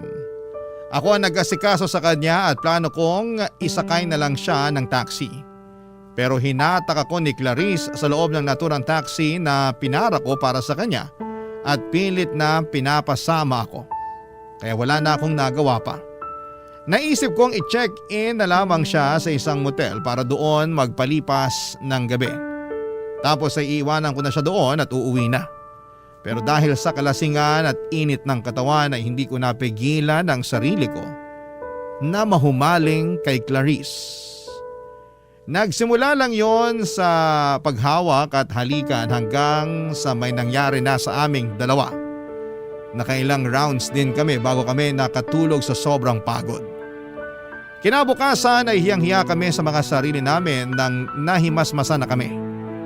Nakiusap ako sa kanya na huwag ipagsasabi kahit kanino ang nangyari sa amin dahil mahal ko ang pinsan niya. Sumang-ayon naman si Clarice dahil may boyfriend din siya noong mga panahong yon. Nauna ako mag-check out sa kanya at agad kong tinext si Ella. Dumaan ako sa coffee shop at binili yung paborito niyang kape. Sunod kong pinuntahan ay yung pinakamasarap na cake and pastry shop na kinakainan namin. At bumili din ako doon na kasama kong dinala sa kanya. Gulat na gulat pa nga ang girlfriend ko nang sumulpot ako sa tapat ng apartment niya kasi hindi niya inakala na pupunta talaga ako, Papa Dudut. Pinapasok naman ako ni Yela at pinagsaluhan namin yung dala kong coffee at cake. Tuwang-tuwa siya kaya masaya na rin ako. Pero kinakain pa rin po ako ng konsensya ko dahil sa panluloko sa kanya at sa girlfriend pa talaga ng pinsan niya. Pero wala akong planong aminin lahat ng yon kay Yela, Papa Dudut. Kaya nga para mawala na yung konsensyang nararamdaman ko, mas lalo kong pinaramdam sa kanya na mahal ko siya. At pagkalipas nga ng isa pang buwan ay niyaya ko na siyang magpakasal. Umuo naman si Yela at simpleng garden wedding yung nangyari. Invited pa nga si Clarice at grabe ang kaba ko. Pero nairaos naman ang seremonya ng kasal namin ni Yela nang walang nangyayaring gulo. O baka masyado lang akong praning, pero hindi nyo naman ako masisisi, Papa Dudut. Fast forward. Tumira kami ni Yela sa 2-story na bahay na matagal ko nang binili. Tuluyan ko nang kinalimutan yung kasalanan ko sa kanya at sinabi ko sa sarili ko na magsisimula na kami ng bagong buhay. Kaya lang sa loob ng 3 buwan namin bilang mag-asawa ay sinubo kami ng kapalaran, Papa Dudut.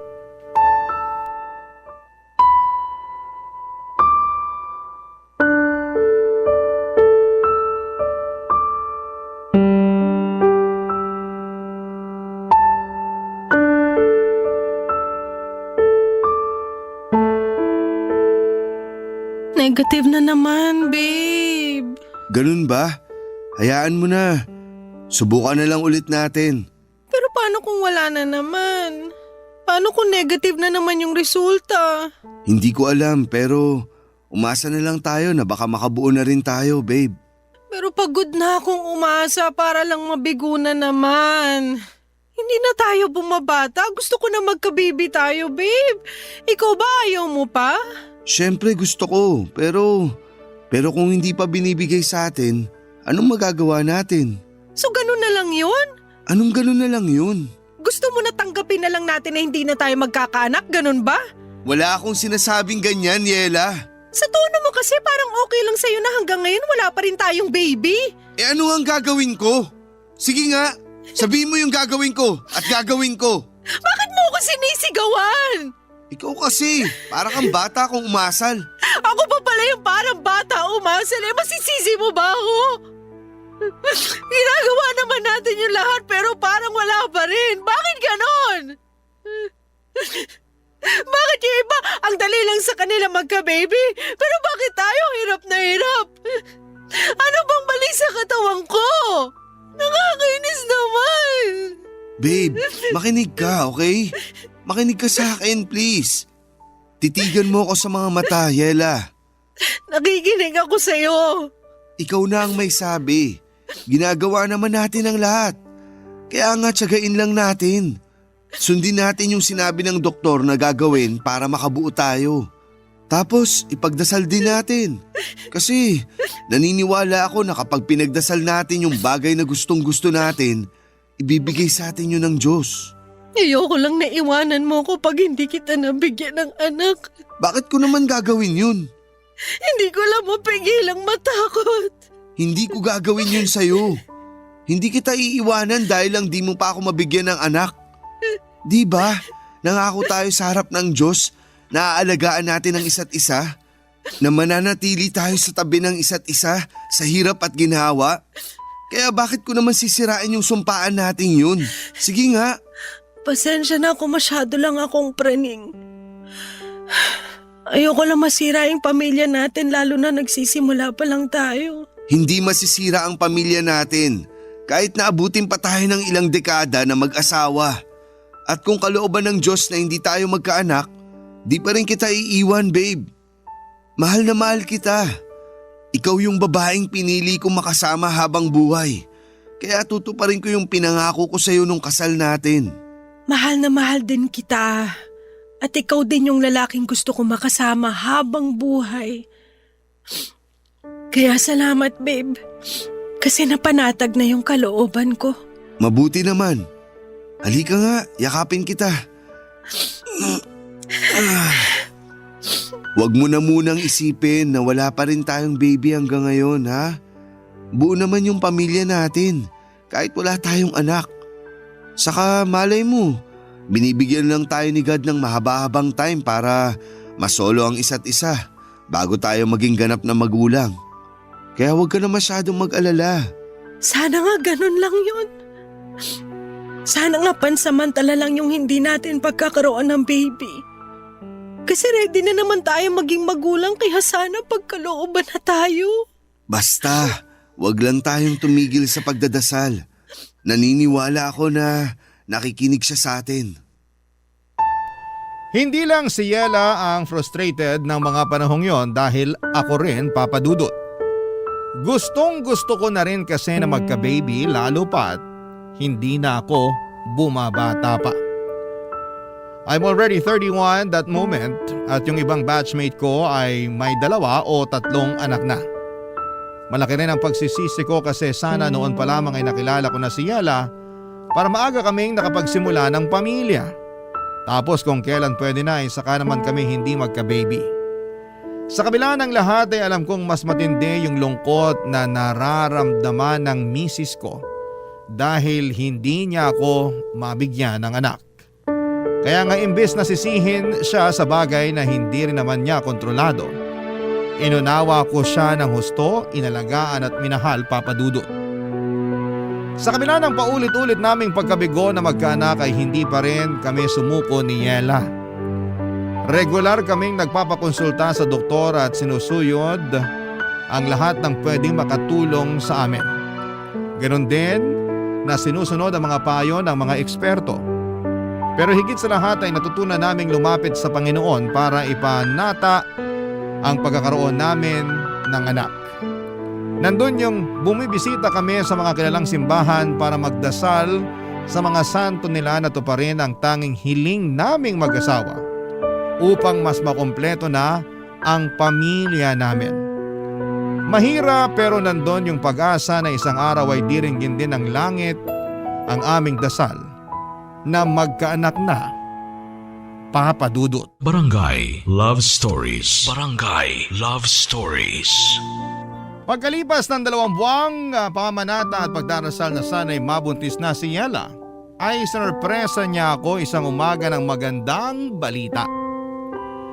Kakatapos lang niyang magpiti noon at ayon sa resulta ay buntis siya, Papa Dudut. Buntis ang misis ko. Kaya naman sobrang saya namin. Nag-aayakan pa nga kami mag-asawa at nagpasalamat sa may kapal dahil sa blessing niya sa pamilya namin. Bigla kaming nabuhayan ng loob dahil sa paparating naming baby. Sa katunayan ay bilang excited parents ay hindi na kami magkanda o gaga sa pagpaplano ng mga gamit na bibilhin at bagay na gagawin kapag pinanganak na ang aming anghel. Kaya lang ay hindi na yon natupad dahil pagkalipas lamang ng 2 linggo ay dinugo na si Yela at nalaglag ang baby namin. Masakit mawalan ng anak. Kahit na sabihin ninyong dugo pa lamang yon at hindi pa naman nagtatagal simula nang mabuo sa sinapupunan ni Yela. Pero matagal namin siyang hinintay at kinasabikang dumating. Kaya ganoon na lamang ang hinagpis naming mag-asawa nang maagang bawiin sa amin ang aming anak, Papa Dudut. Pagkalipas ng 2 buwan ay sinubukan ulit naming magka-baby at positive ulit si Yela. That time ay mas iningatan na namin ang pagbubuntis niya pero pagkalipas lang ng 1 buwan ay muling nalaglag ang baby namin. Lugmok na lugmok kaming mag-asawa at hindi ko makausap ng matino si Yela. Hanggang sa bigla na lamang pumasok sa isipan ko yung kasalanang nagawa ko kay Yela. At ewan ko ba kung bakit ko biglang chinat sa messenger si Clarice para maglabas ng nararamdaman sa kanya. Kinomfort naman niya ako at aaminin kong gumaan ng feelings ko ng panahon na yon. Hindi ko na lamang namalaya na mas madalas ko na pala siyang kinakausap kesa sa misis ko, Papa Dudut.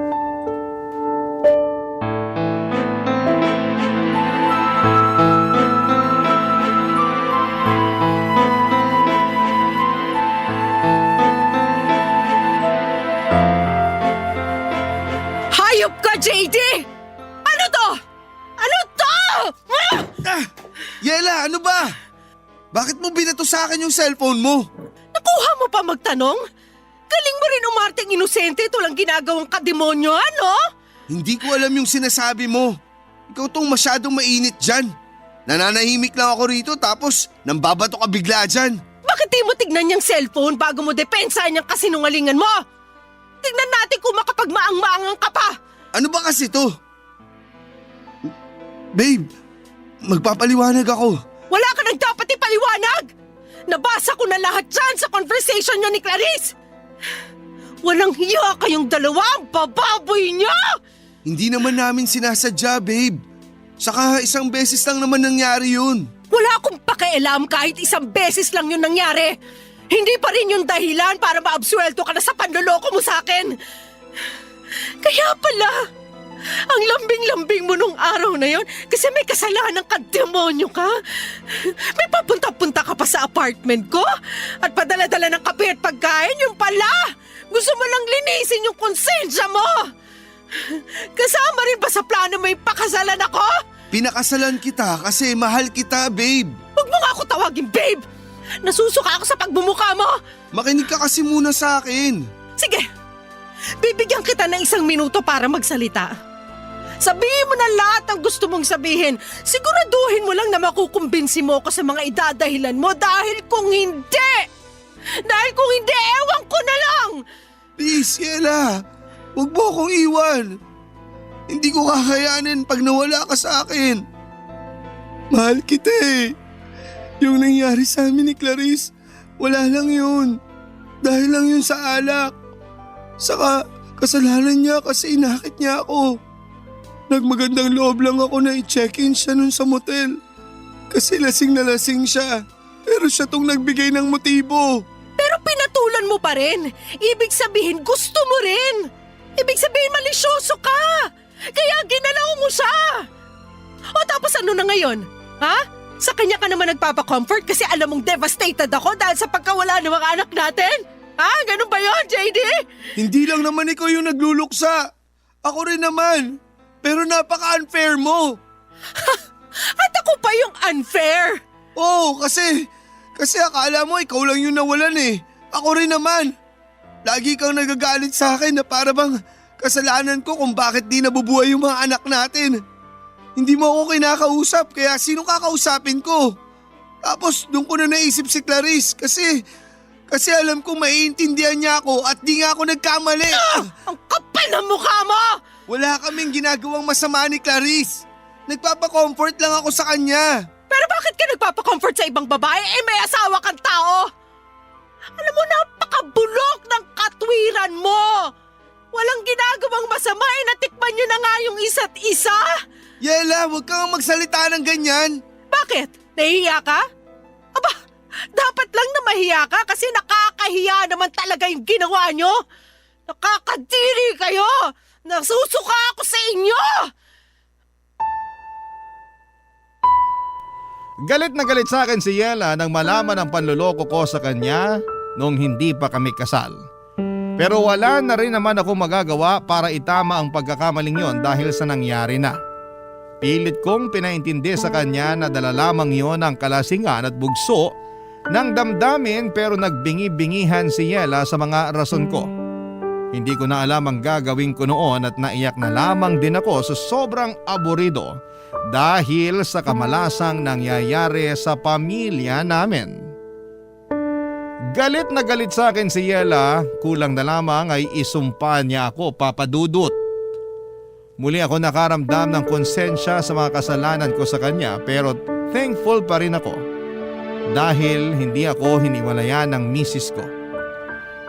Siguro kahit papaano ay tinablan siya ng pakiusap ko na huwag akong iiwanan. Mahal na mahal ko kasi siya. At nangako ako na gusto kong bumawi sa mga pagkakasala ko sa kanya. At kahit na hindi naman siya sumagot o sumang-ayon, ramdam ko na binigyan pa rin niya ako ng pagkakataon. Kaya ginawa ko talaga ang lahat para suyuin siya. Kahit kasal na kami, niligawan ko ulit si Yela Pinaramdam ko sa kanya na siya lang ang babaeng gusto ko at mamahalin sa panghabang buhay. Na siya lang ang pinakamaganda at natatangi sa lahat. Pero ewan ko ba kung bakit parang lagi niyang binabaliwala yung mga efforts ko. Lagi niyang pinaparamdam sa akin na hindi ko makukuha ang loob niya kahit na anong gawin ko. Doon ako nakaramdam ng frustration kasi ang unfair niya para sa akin, Papa Dudut.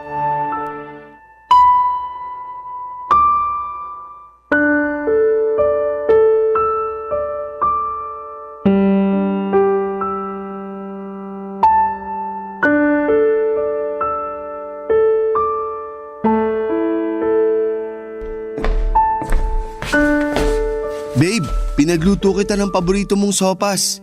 Ito oh, dinalan kita. Lapag ko lang dito sa may tokador. Kain ka na. Salamat pero ayoko. Wala rin naman akong gana. Ay, pero hindi ka rin nagapunan kagabi. Natulog ka lang kasi sabi mo wala ka rin gana. Kailangan mong kumain kahit konti dahil iinom ka pa ng gamot. Ilang araw na yung lagnat mo. Pwede ba iwanan mo na lang ako kasi lalong sumasama pakiramdam ko sa ingay mo eh. Dami mong sinasabi, naiinis ako.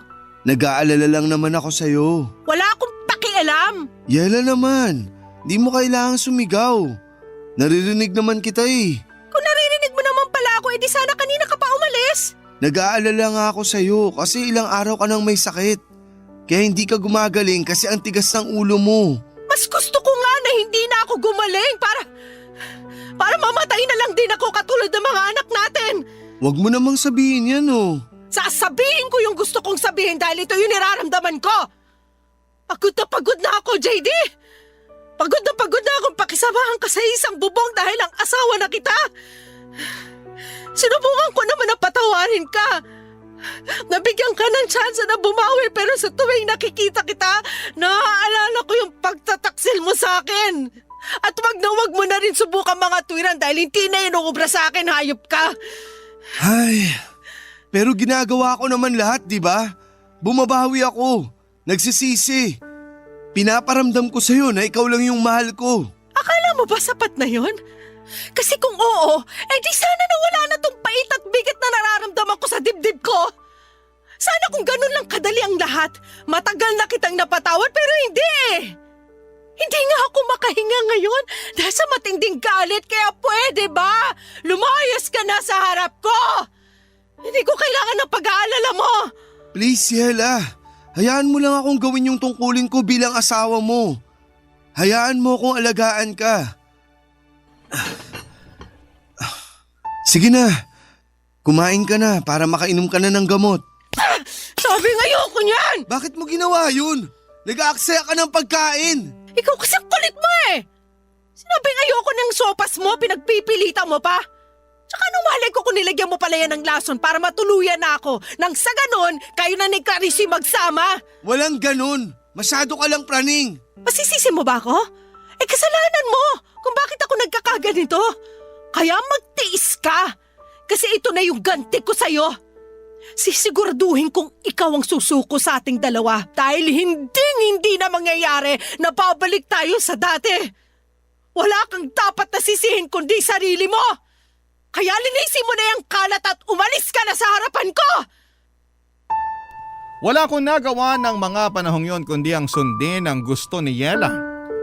Niligpit ko yung natapong sopas at nagkalat na bubog ng mangkok bago siya iniwang nakahiga at umiiyak sa kwarto namin. At kahit na anong pakiusap at pagpapaamo ko sa kanya, Papa Dudut, ay paulit-ulit niya rin akong pinagtatabuyan. Hindi ko na po alam ang gagawin ko. Lugmok na lugmok ako kasi nagbago na ng tuluyan ang babaeng pinakamamahal ko. Pero sa kabila ng lahat ay hindi pa rin ako tumigil na mag-effort para mapatunayan kay Yela na nagsisisi na ako sa mga nagawa ko sa kanya, Papa Dudut. Mahal na mahal ko si Yela at ayokong masira ang pamilya namin dahil lang sa mga kasalanan ko sa nakaraan. Kaya lang napapagod din naman ako, napapatanong ako sa sarili ko kung tama ba ang trato sa akin ni Yela o masyado na siyang nagiging unfair. Para sa akin ay hindi ko deserve na tiisin ang ganito katagal lalo pat humingi naman ako ng tawad at pilit na nagbabagong buhay na. Sana po ay mapayuhan ako ng mga kabarangay natin sa problemang pinagdadaanan ko, Papa Dudut. Hanggang dito na lamang po ang sulat ko and thank you in advance. Sakali pong mapili po ninyong i-ere ang aking kwento. God bless and more power sa Barangay Love Stories. Ang inyong forever kapuso at kabarangay, JD. Nagustuhan ng iyong napakinggan? Ituloy yan via live stream sa www.gmanetwork.com/radio. Barangay LS 97.1 forever. Barangay Love Stories. Love stories. Hindi rin naman pinili ng isang anak ang maluwal siya sa mundong ito. Ikaw, kapuso, hanggang kailan mo babayaran ang utang na loob mo sa iyong mga magulang? Dear Papa Dudut, ang isang anak ay walang kakayahan na mamili ng kanyang magiging magulang. Ang pagkasilang sa kanya sa mundong ito ay hindi niya ginusto o hiniling kailanman. Ang mga magulang madalas ang may kakayahang magdesisyon kung kailan nila gustong magkaroon ng anak. Silang responsable pagdating sa buhay ng kanilang anak. Pero bakit parang ang anak pa ang may habang buhay na utang na loob na kailangang bayaran sa kanila? Kahit na hindi naman niya hiniling na mabuhay sa mundong ito. Hi Papa Dudut, just call me Eileen. 30 years old, taga Cavite at nagtatrabaho bilang quality assurance sa isang opisina sa Makati. Aaminin ko na hindi talaga ako mahilig makinig ng drama sa radyo pero dahil paborito ko kayong DJ at ng kaibigan ko, pati na rin po ang programa ninyong Barangay Love Stories kaya naisipan ko na sumulat na rin para makapagbahagi ng kwento kong may aral na maiiwan sa mga nakikinig ngayon. Solong anak nga lang pala ako ng mga magulang ko. May sarili kaming bahay pero si Papa lamang ang nagtatrabaho para matugunan ang pangangailangan namin sa araw-araw. Hikain kasi si Mama kaya medyo mahina ang kanyang katawan. Ganon pa man ay nagsumika pa rin si Papa para mapag-aral ako hanggang kolehiyo, Papa Dudut.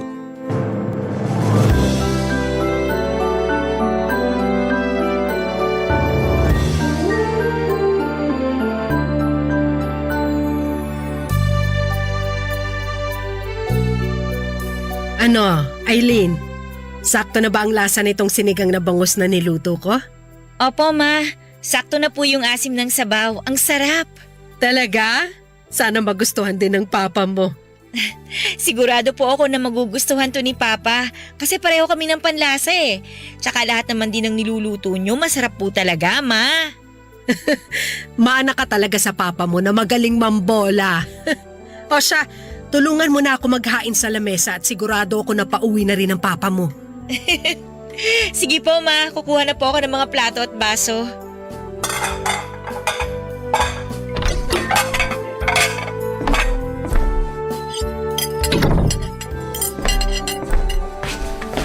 Ay, nakakapagod talaga ang traffic. Pa, sakto po ang uwi nyo kasi katatapos na po magluto ni Mama. Ang sarap po ng sinigang na bangus niya. Masarap naman talaga magsinigang ang mama mo. Amoy pa lang itong sinigang mo, ang sarap na talaga, mahal. Paborito mo kasi yan, kaya amoy pa lang nasasarapan ka na kaagad. Ma, maniwala ka sa akin. Lahat naman po ng niluluto ninyo, masarap. Tama ang sinabi ni Eileen. Kaya nga pinakasalan kita kaagad kasi sobrang sarap mo magluto. Ay, oo nga pala. Bukas wala akong pasok sa trabaho. Bakit po pa? Hindi naman po holiday bukas, di ba? Oo, hindi nga. Kaya lang kasi nagtitipid ngayon yung furniture shop na pinagkatrabahuhan ko. Patumal lang benta. Kaya kaysa magbawas ng mga tauhan, babawasan na lang daw nilang araw ng pasok namin sa trabaho. Di ibig sabihin nun, mababawasan din ang kikitain mo sa trabaho? Ganun na nga, mahal. Pasensya na ha. Kailangan na naman tuloy natin magtipid sa mga susunod na araw, lalo na't malapit ng bayaran ng tuition ni Eileen. Wala yun. Ako nang bahala pagdating sa pagbabudget kaya wag mo nang alalahanin yun. Pa, ma, ano po kaya kung maghanap din ako ng part-time job? Bakit mo naman gagawin yun? Kaya ko pa naman kayong buhayin ng mama mo. Oo nga po, kaya lang kasi nahihirapan na rin po kayo sa mga gastusin pati na rin si mama. Pero paano naman ang pag-aaral mo kapag nagtrabaho ka? Part-time job lang naman po kung sakali. Hindi ko po pababayaan ang pag-aaral ko. Wag na, Eileen. Hindi mo na kailangan gawin yun. Kasya pa naman ang kinikita kong pera para sa mga gastusin dito sa bahay. Pati na rin sa pang-tuition mo. Payagan niyo na po ako, pa. Promise, pagbubutihan ko pa rin po ang pag-aaral ko. Ay, tsaka na natin pag-usapan yan.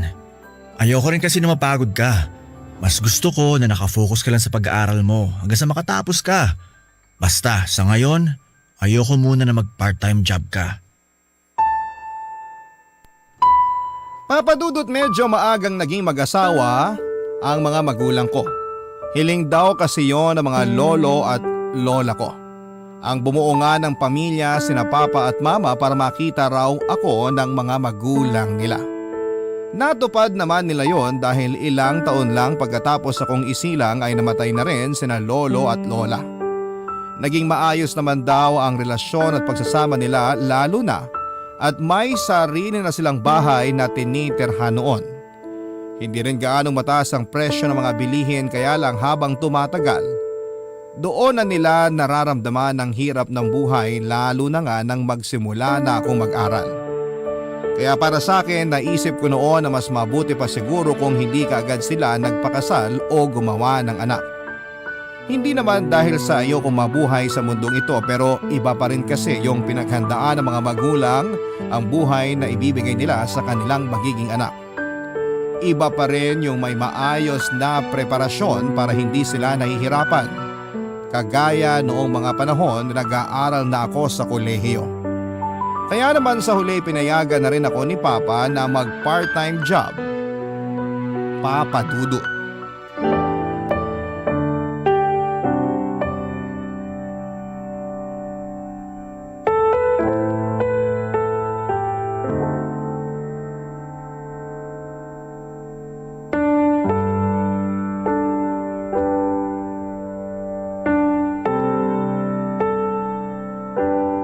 Ma, pa! Sa wakas, graduate na po ako! Oo nga anak! At sobrang proud kami sa'yo ng papa mo. Tama ang mama mo, Eileen. Nakaka-proud kasi tinulungan mo kami ng mama mo para makapagtapos ka ng pag-aaral mo. Sabi ko naman po kasi sa inyo, kaya kong pagsabayin ang pag-aaral at pagtatrabaho. Oh, teka. Umiiyak po ba kayo, pa? Naku, hindi. Napuwing lang ako. Umiiyak kayo eh. Eto talagang papa mo. Mas madrama pa kesa sa akin. Hanggang ngayon kasi, nahihiya pa rin ako. Bakit naman po? Pakiramdam ko kasi, hindi ko masyado nagampanan ng pagiging tatay ko sa'yo. Dapat hindi kita hinayaan na magtrabaho habang nag-aaral. Ginawa ko po yun para makatulong sa inyo. Kaya hindi nyo po kailangan na mahiya. Pero, muntik ka na rin hindi makagraduate, di ba? Oo nga po. Dahil dun sa isang incomplete na final grade ko sa major subject. Pero nagawan ko naman po ng paraan dahil naipasa ko yung special exam na binigay sa akin ng professor ko. Wala pong kinalaman ng pagpa-part-time job ko ron, pa. Di meron pa rin. Kasi sobrang nahirapan ka na pagsabayin ng pag-aaral at pagkatrabaho. Kung hindi kita pinayagan na magtrabaho nun, mas makakapag-focus ka sa pag-aaral mo. Pero kung hindi naman po ako nag-part-time job, kayo lang po ni mama yung mahihirapan lalo na pagdating sa pagbabudget para sa mga gastusin. Magulang mo kami at responsibilidad naming ibigay ang mga pangangailangan mo. Hindi mo kailangang isipin ang mga problema namin kasi anak ka namin. Kami ang mas dapat na kumilos para sa iyo, Eileen. Pero isang pamilya po tayo pa. At ang pamilya, dapat po nagtutulungan. Tsaka ang mahalaga naman po ngayon, nakatapos na ako ng pag-aaral ko. Ito po yung pangarap ninyo para sa akin ni Mama, di ba? Yung makaakyat sa stage at makakuha ng college diploma. Tama si Eileen, mahal. Huwag na tayong malungkot sa araw na to. Dapat nga mag-celebrate pa tayo kasi tinupad ni Eileen ang pangako niya na hindi niya pababayaan ang pag-aaral niya kahit may part-time job siya. Pasensya na. Hindi ko lang din talaga maiwasan na maging emosyonal sa araw na to. Hindi lang din kasi ako makapaniwala na sa wakas, college graduate na nag-iisang anak natin, mahal. Ako rin naman. Parang kailan lang. Araw-araw tayong namomroblema kasi palagi siyang umiiyak kapag iniiwan na natin siya sa classroom na grade 1 pa lang siya. Pero eto, sa wakas, tapos na siya sa pag-aaral niya. Kaya nga po, malaki yung pasasalamat ko sa inyo. Kasi hindi niyo po ako sinukuan. Alam ko po na napakaraming pagsubok ang dumating sa atin. Hindi po naging madali yung buhay para sa ating tatlo. Pero nagpakatatag pa rin po kayo. Hanggang sa ito, nakapagtapos na ako ng pag-aaral ko. Basta po, pangako ko po sa inyo na ako naman po yung babawi sa pagkakataon na to. Susuklian ko po lahat ng sakripisyo na ginawa po ninyo para sa akin.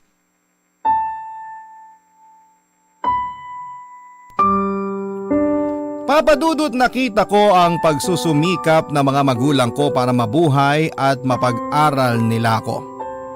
Kahit nasa bahay lang, si Mama ay palagi niya akong inaasikaso lalo na kapag alam niyang pagod ako sa part-time job ko. Kapag umuwi ako noon sa bahay ay pinagtitimplan niya kaagad ako ng kape at pinaghahandaan ng merienda. Tatanungin niya rin ako kung anong ulam ang gusto ko para sa hapunan. Gusto niya raw kasi na kahit papaano ay mabawi ko ang pagod ko mula sa part-time job ko. Si Papa naman ay tutol talaga noong sabihin ko na nakapasa ako sa interview para makapag part-time job. Ayaw niya kasi na maapektuhan ang pag-aaral ko.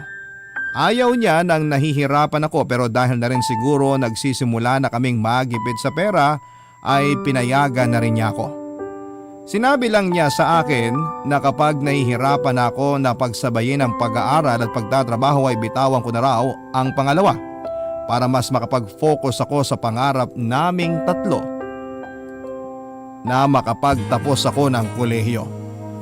At dahil nga sa suporta ng mga magulang ko ay natupad ko ang pangarap nila na makagraduate ako.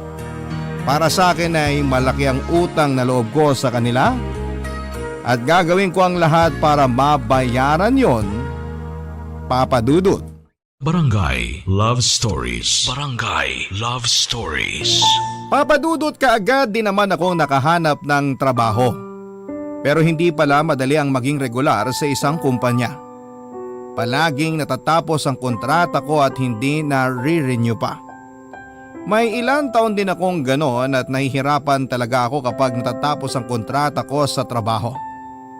Ayoko kasi nang nagtatagal ako sa bahay namin. Hindi dahil sa ayokong makasama ang mga magulang ko kung hindi dahil ayokong maging pabigat sa kanila.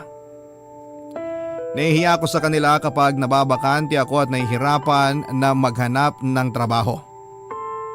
May oras kasi noon na natagalan bago ako matanggap ulit sa trabaho at halos naubos na rin ang ipon ko. Kaya naman hanggat maaari hindi ko inahayaan na magtagal na wala akong trabaho dahil gusto ko talagang makatulong sa mga magulang ko. Mabuti na lamang at pagkalipas ng ilang taon ay naging regular na rin po ako sa isang kumpanya. Ayun nga lang sa Makati yun at medyo nahihirapan ako sa pagbiyahe ko sa pang-araw-araw. Pero ayos lang. Basta malaki ang naitutulong ko noon sa mga magulang ko pagdating sa mga gastusin sa bahay, Papa Dudut.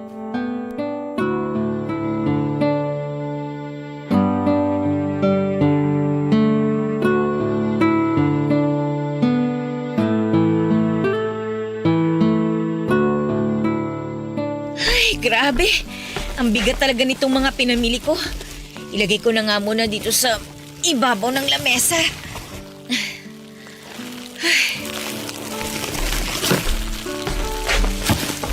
O Eileen, nakauwi ka na pala.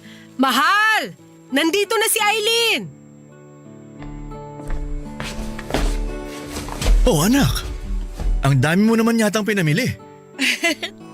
Medyo po, pa. Kasi nakita ko na wala na pong laman ng ref natin eh. Kaya eto, nag-grocery na po ako ng pang isang linggo. Kasi nadaanan ko pong bukas pa yung convenience store na malapit dito sa atin eh.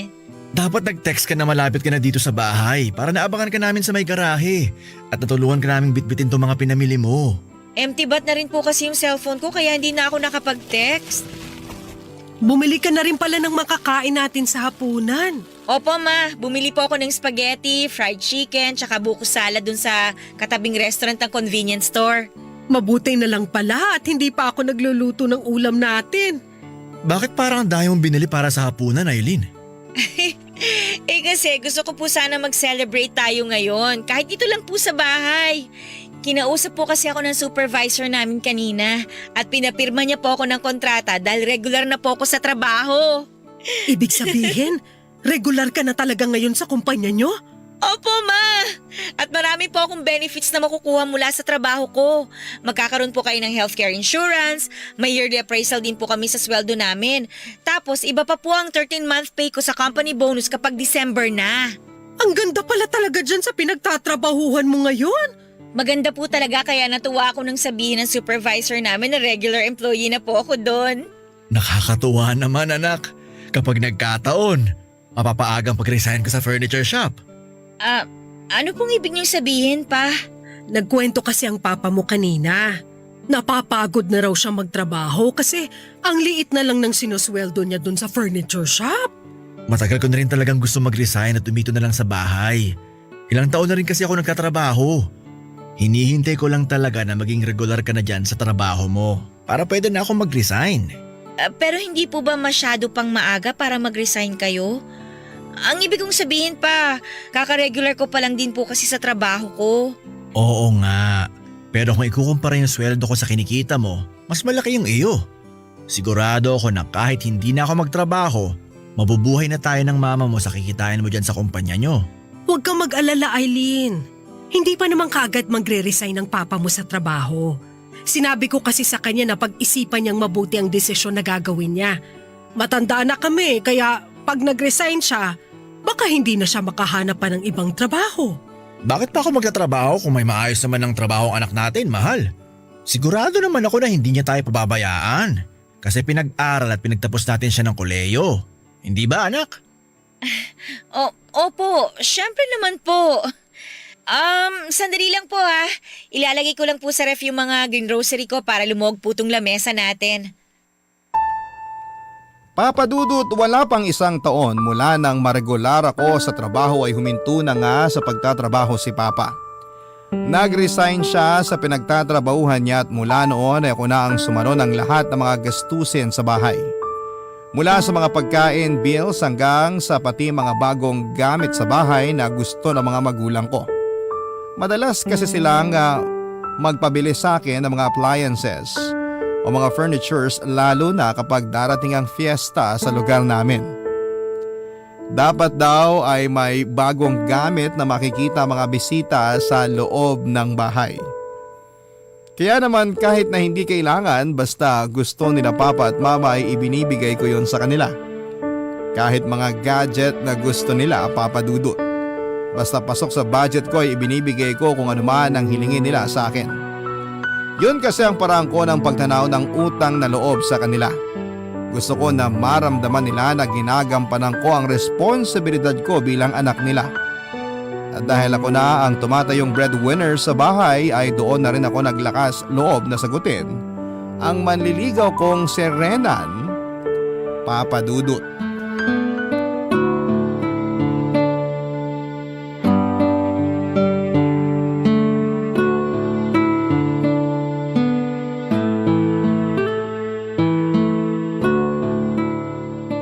Babe, salamat sa pagpunta mo dito sa bahay para mas makilala ka ng parents ko ha. Gusto ko na talaga kasing malaman nila na may boyfriend na ako. Naku, pasensya ka na, ginabi ka na ha. Kaya sigurado hating gabi ka na makakauwi ng kondo mo. Naku, ayos lang yun babe. Nag-enjoy naman ako nakausap sila eh. At nag-enjoy din naman sila nakakwentuhan ka kanina. Talaga? Oo naman. Pinagluto ka pa nga ni Mama ng paborito mong beef caldereta, di ba? Oo, ang sarap nga nun eh. Walang-wala yung kaldereta na niluluto ng mami ko. Pero babe, sa tingin mo, nagustuhan nila ako para sa'yo? Para kasing medyo tahimik sila kanina habang nagdi-dinner tayo. Lalo na yung papa mo. Hindi siya masyado nagsasalita. Ganun lang talaga si Papa. Nakilala mo na siya dati, di ba? Nung pinakilala kita sa kanila na manliligaw ko, may pagkasuplado talaga siya. Lalo na kapag mabagal ang internet connection dito sa bahay. Mahilig kasi mag-Facebook eh. Tsaka tumambay sa iba pang mga social media. Kaya kapag mabagal ang internet, ayun, umiinit din yung ulo niya. Ganun ba? Para kasing iba yung mood nila kanina ng mama mo nung malaman nila na boyfriend mo na ako. Mas kinakausap pa nga nila ako nung hindi mo pa ako boyfriend eh. Pero baka tama ka, iba lang yung mood nila kanina, lalo na ni Tito. Oo, ganun nga. Wala lang talaga sa mood si Papa. Sige na babe, umuwi ka na kasi baka matraffic ka pa pabalik ng Makati. Okay, sige. Sakay na ako sa kotse. Pumasok ka na rin sa loob ng bahay niyo. I-text mo ako kapag nakauwi ka na ha. Bye! Ingat ka! Bye!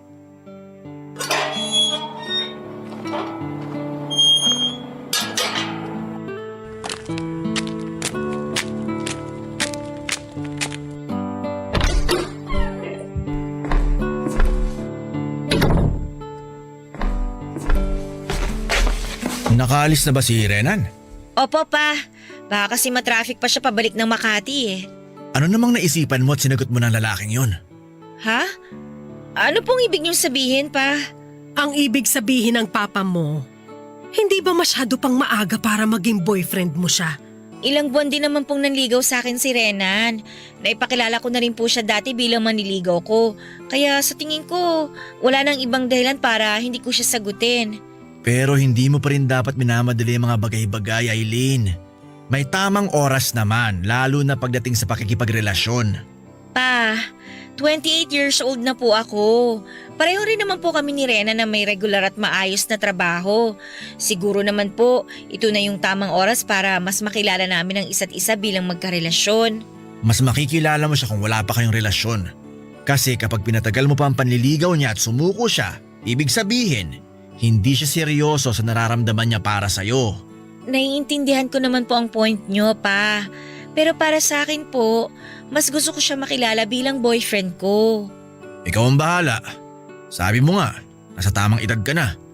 Pero sana, huwag ka pa rin nagmamadali sa mga desisyon na ginagawa mo. Huwag kang tumulad sa mga kaklase mo. Di mo kailangan makipag-unahan sa kanila sa pag-aasawa. At kung dumating man ang oras na gusto mo na talagang lumagay sa tahimik na buhay, sana huwag mong kalilimutan ang obligasyon mo sa amin ng papa mo.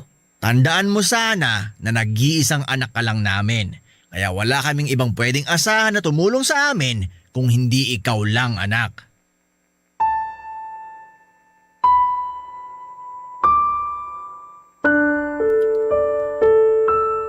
Papadudot halos 80% ng perang kinikita ko sa trabaho ay napupunta sa mga bayarin sa bahay o sa mga magulang ko. Nagpakabit na rin kasi kami ng internet connection at yung mahal na package pa ang kinuha namin. Dahil yon ang pinili ni mama. Kaya naman dumagdag pa yon sa bills na kailangan kong i-budget sa sweldo ko. Kasunod noon ay hiniritan ako ni Papa na gusto niya ng bagong TV para sa kwarto nila ni Mama na ibinigay ko rin naman sa kanila. Tapos aircon naman ang hiniling ni Mama sa akin at iba pang mga bagong gamit na binigay ko din sa kanila.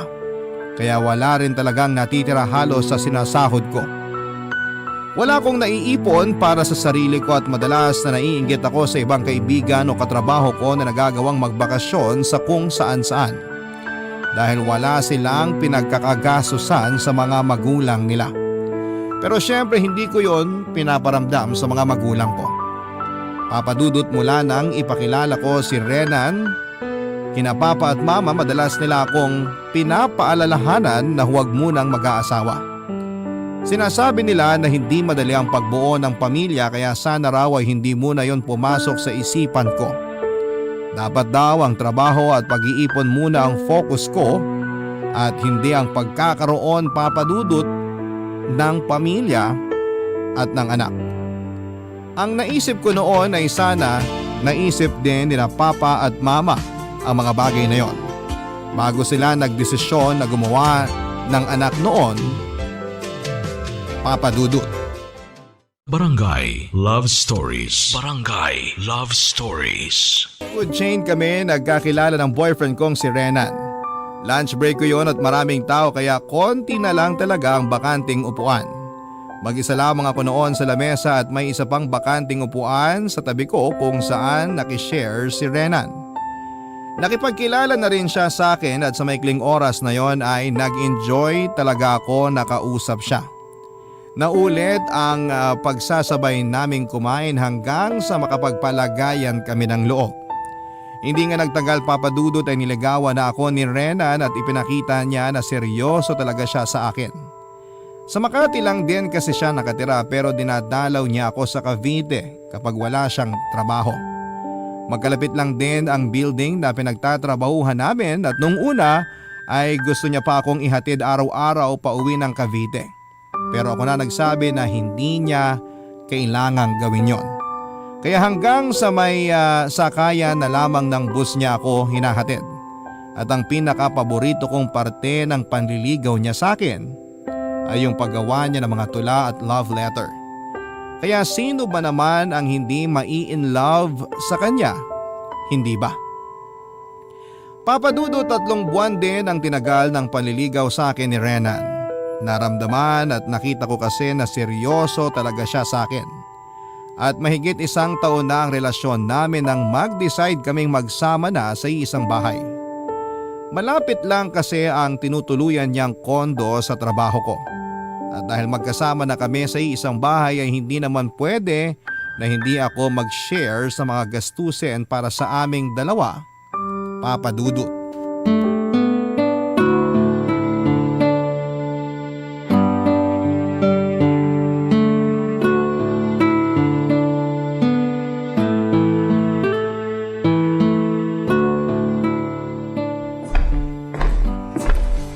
Ay, grabe.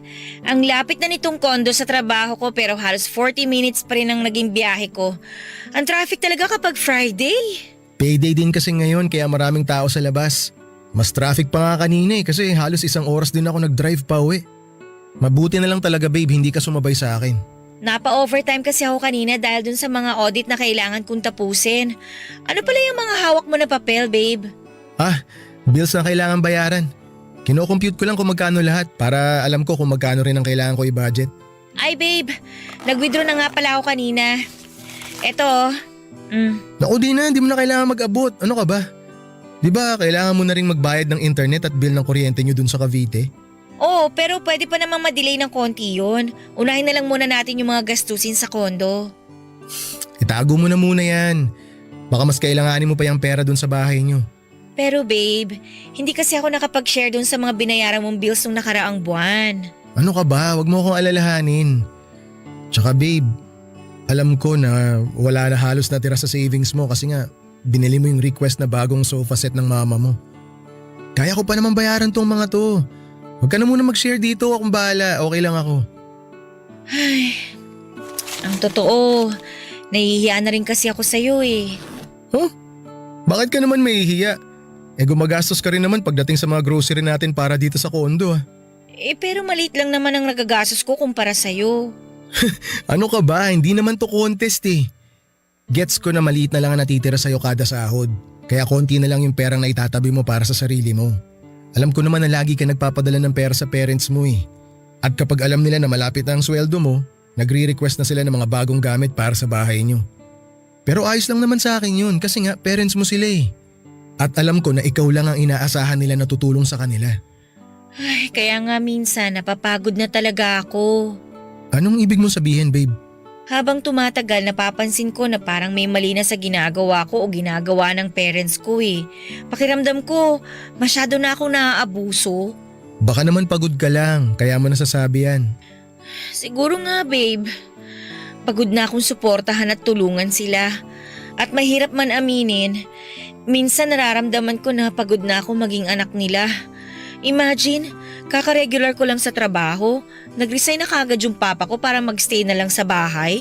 Kahit pwede pa naman sana naming pagtulungan yung mga gastusin doon. Pero hindi eh. Inaasa na lang nila sa akin ni mama lahat. Alam mo, sa totoo lang, nakakainggit ka. Tsaka yung ibang mga kaibigan ko.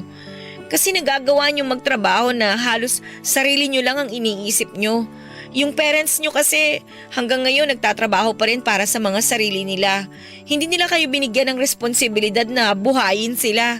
Samantalang ako, ito, kumakayod para sa mga magulang ko. Ikaw na rin ang nagsabi sa akin dati na gusto mong bumawi sa kanila. Ginagawa mo yan kasi nga gusto mong tumanaw ng malaking utang na loob. Pero hanggang kailan ko ba dapat gawin yun?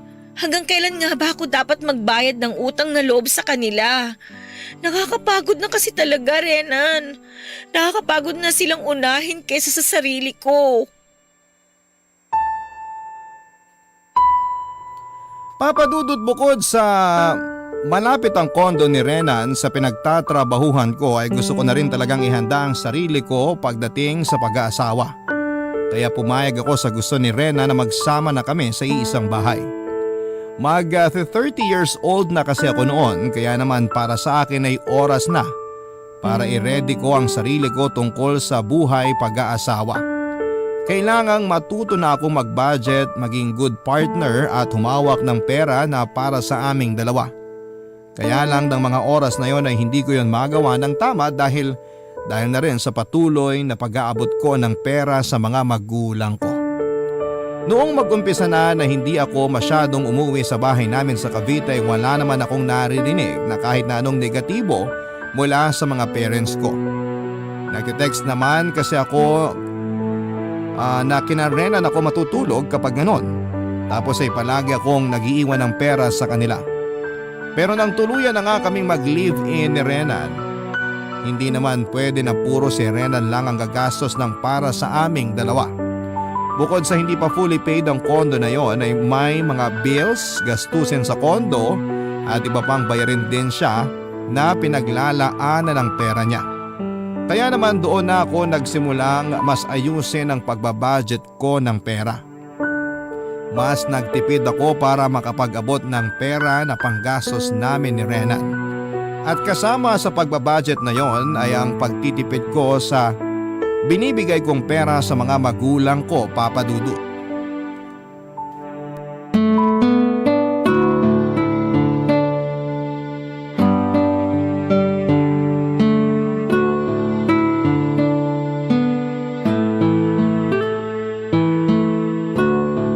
Eileen, buti naman at nasagot mo na tong video call namin ng mama mo. Sorry po, pa. May sakit po kasi ako kaya hindi ako masyadong nagse-cellphone. Naku, ganun ba? Kumusta naman ang pakiramdam mo ngayon? Medyo okay na po kaysa nung mga nakaraang araw. Ano bang sakit mo, anak? Trangkaso lang naman po, tsaka na-overfatigue din po ako sa trabaho. Hindi ka naman yata inaalagaan ng maayos ang boyfriend mo dyan sa tinitirhan mo eh. Pa, inaalagaan po ako ni Renan. Kaya nga po hindi na ako nagpa-confine kasi kasama ko siya dito sa bahay. At talagang maasikaso po siya. Lumabas lang po siya saglit ngayon para bumili ng gamot ko. Baka naman kasi masyado mong pinapagod ang sarili mo sa trabaho. Ang sabi ko sa'yo, magpahinga ka rin, di ba? Ang dami po kasing holiday nito mga nakaraang araw. Kaya panay din po yung overtime ko kasi sayang yung double pay na ibibigay ng kumpanya sa amin. Kahit na! Dapat hindi mo pa rin inaabusong katawan mo. Ay, nga pala Eileen. May binibentang speaker na may kasama ng amplifier ang ninong Gary mo. Ang sabi ko, itatanong ko muna sa'yo kung kukunin natin. Mukha namang maayos pa tsaka maganda talaga ang tunog nung subukan ko yun sa bahay nila. Pero di ba po may speaker pa tayo dyan sa bahay? Oo nga, pero luma na yun nandito. Hindi na nga maganda yung tunog ng speaker na yun eh. Nasa magkano po ba yung binibenta ni Ninong, pa? Mura lang naman, nasa 7,000. Ha? 7,000? Ang mahal naman po nun, pa. Yan nga rin ang sabi ko sa papa mo. Masyadong mahal. Galing kasing Saudi yun kaya ganun ang presyo. 15,000 talaga ang bili ni pare doon. Pero halos kalahati na lang ang presyo na binigay niya sa atin. Ano Eileen? pwede ko na bang sabihin sa kanya na kukunin natin yon? Kahit ano, bawasan mo na lang konti yung allowance na bibigay mo sa amin ng mama mo. Sige po. Pwede naman, kaya lang baka sa susunod na buwan ko pa po maibigay yung pambayad ha. Natitipid din po kasi ako ngayon eh. Magbabayad din po kasi kami ni Rena ng para dito sa kondo. Bakit naman kailangan na pati ikaw magbigay pa ng pera para sa pambayad niya ng kondo? Kasi po dalawa na kami ni Rena na nakatira dito sa kondo pa. Oo nga, pero siya ang lalaki. Dapat siya lang ang gumagastos lahat para sa'yo. Kaya nga hindi ko maintindihan kung bakit kailangan mo pang bawasan ang perang pinapadala mo dito sa amin eh. Bakit kailangan na pati kami tipirin mo? Pa, sinabi ko naman po sa inyo yung dahilan. Nagsasama na kami ni Renan dito. Kaya kailangan na magtulungan rin kaming dalawa pagdating sa mga gastusin. Pero paano naman kami mga magulang mo? Nagpapadala pa rin naman po ako ng pera sa inyo, di ba? Ayun nga lang po, kailangan nating magtipid ng konti kasi may ibang pinagkakagastusan na rin po ako dito. Nasaan na ba yung Rena na yan ha? Lumabas nga po siya pa para bumili po ng gamot ko. Bakit niyo po ba siya hinahanap? Gusto ko siyang kausapin. Hindi niya dapat ginagawa sa'yo yan. Hindi ka dapat niya hinihinga ng pera para sa mga gastusin niyo dyan sa kondo niya. Hindi po ako hinihingian ni Rena ng pera, pa. Kusa po ako nagbibigay sa kanya kasi nga po, dalawa na kaming responsable sa mga bayarin dito. Mali pa rin yun. Siya ang lalaki. Kaya dapat siya lang ang gumastos lahat para sa'yo. Kasi kung patuloy kang papayag na maghati kayo sa mga gastusin, paano naman kami ng mama mo? Nag-iisang anak ka lang namin, Aileen. Huwag mo naman sanang kalimutan yun. Kaya nga pinilit ko na makapagtapos ka ng pag-aaral mo. Kasi ikaw lang ang pwede naming asahan na tumulong sa amin. Huwag mo naman sanang baliwalain lahat ng sinakripisyo namin ng mama mo para sa'yo. Papa Dudut, hindi ko alam kung anong klaseng mindset meron ng mga magulang ko. Sa totoo lang ay hindi ko na sila naiintindihan.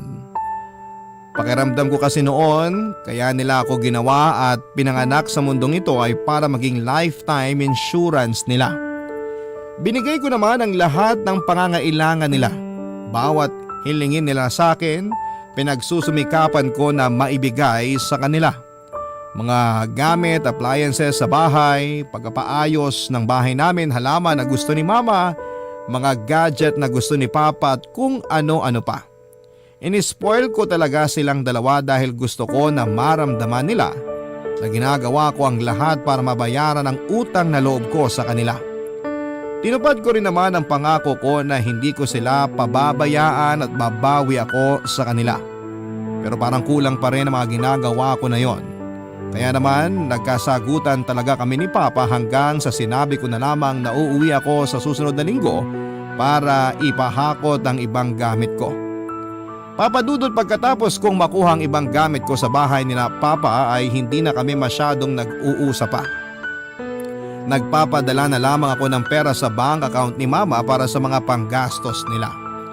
Ang gusto ko sana ay bigyan ng puhunan sina Papa at Mama para makapagtayo sila ng tindahan o anumang negosyo para sa kanilang dalawa. Pero sinabi ni Papa na hindi nila kailangan yon.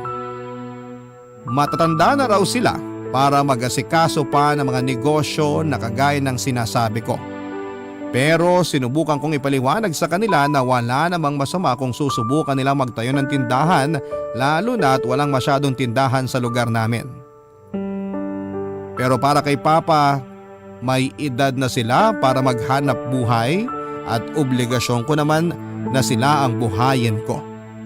Papa Dudut, sa loob ng ilang taon na pagtatrabaho ko para sa mga magulang ko ay hindi naman siguro masama kung piliin ko naman na simulang isipin at asikasuhin ang sarili ko. Oo, malaki ang utang na loob ko sa kanila pero dapat ba na habang buhay ko yung bayaran sa kanila? Hindi ba pwedeng tulungan din naman nila ang mga sarili nila? Ang anak ba talaga ang sasalo sa huli ng responsibilidad nila? At hanggang kailan ba ako dapat na tumanaw ng utang na loob sa mga magulang ko? Sorry po sa napakaraming tanong na iniwan ko sa inyo. Sa totoo lang kasi nahihirapan pa rin ako hanggang sa ngayon. Hindi ko na alam kung paano ko pa tutulungan ang mga magulang ko. Gusto na ni Rena na magpakasal kami at magkaroon ng anak pero natatakot ako sa mas malaking responsibilidad.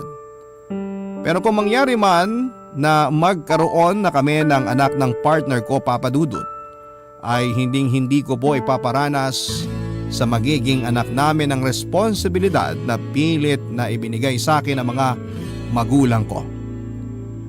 Dito ko na rin po tatapusin ang sulat ko, Papa Dudut. Ang inyo pong forever kapuso at kabarangay, Eileen. Barangay Love Stories. Love Stories.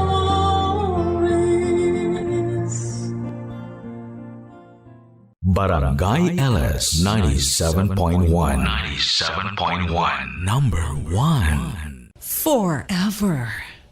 Kabarangay, i-share mo ang iyong barangay love stories. Sabay-sabay nating pakinggan ang iyong kwento ng pag-ibig, buhay at pag-asa. Ipadala lang sa barangaylovestories@yahoo.com.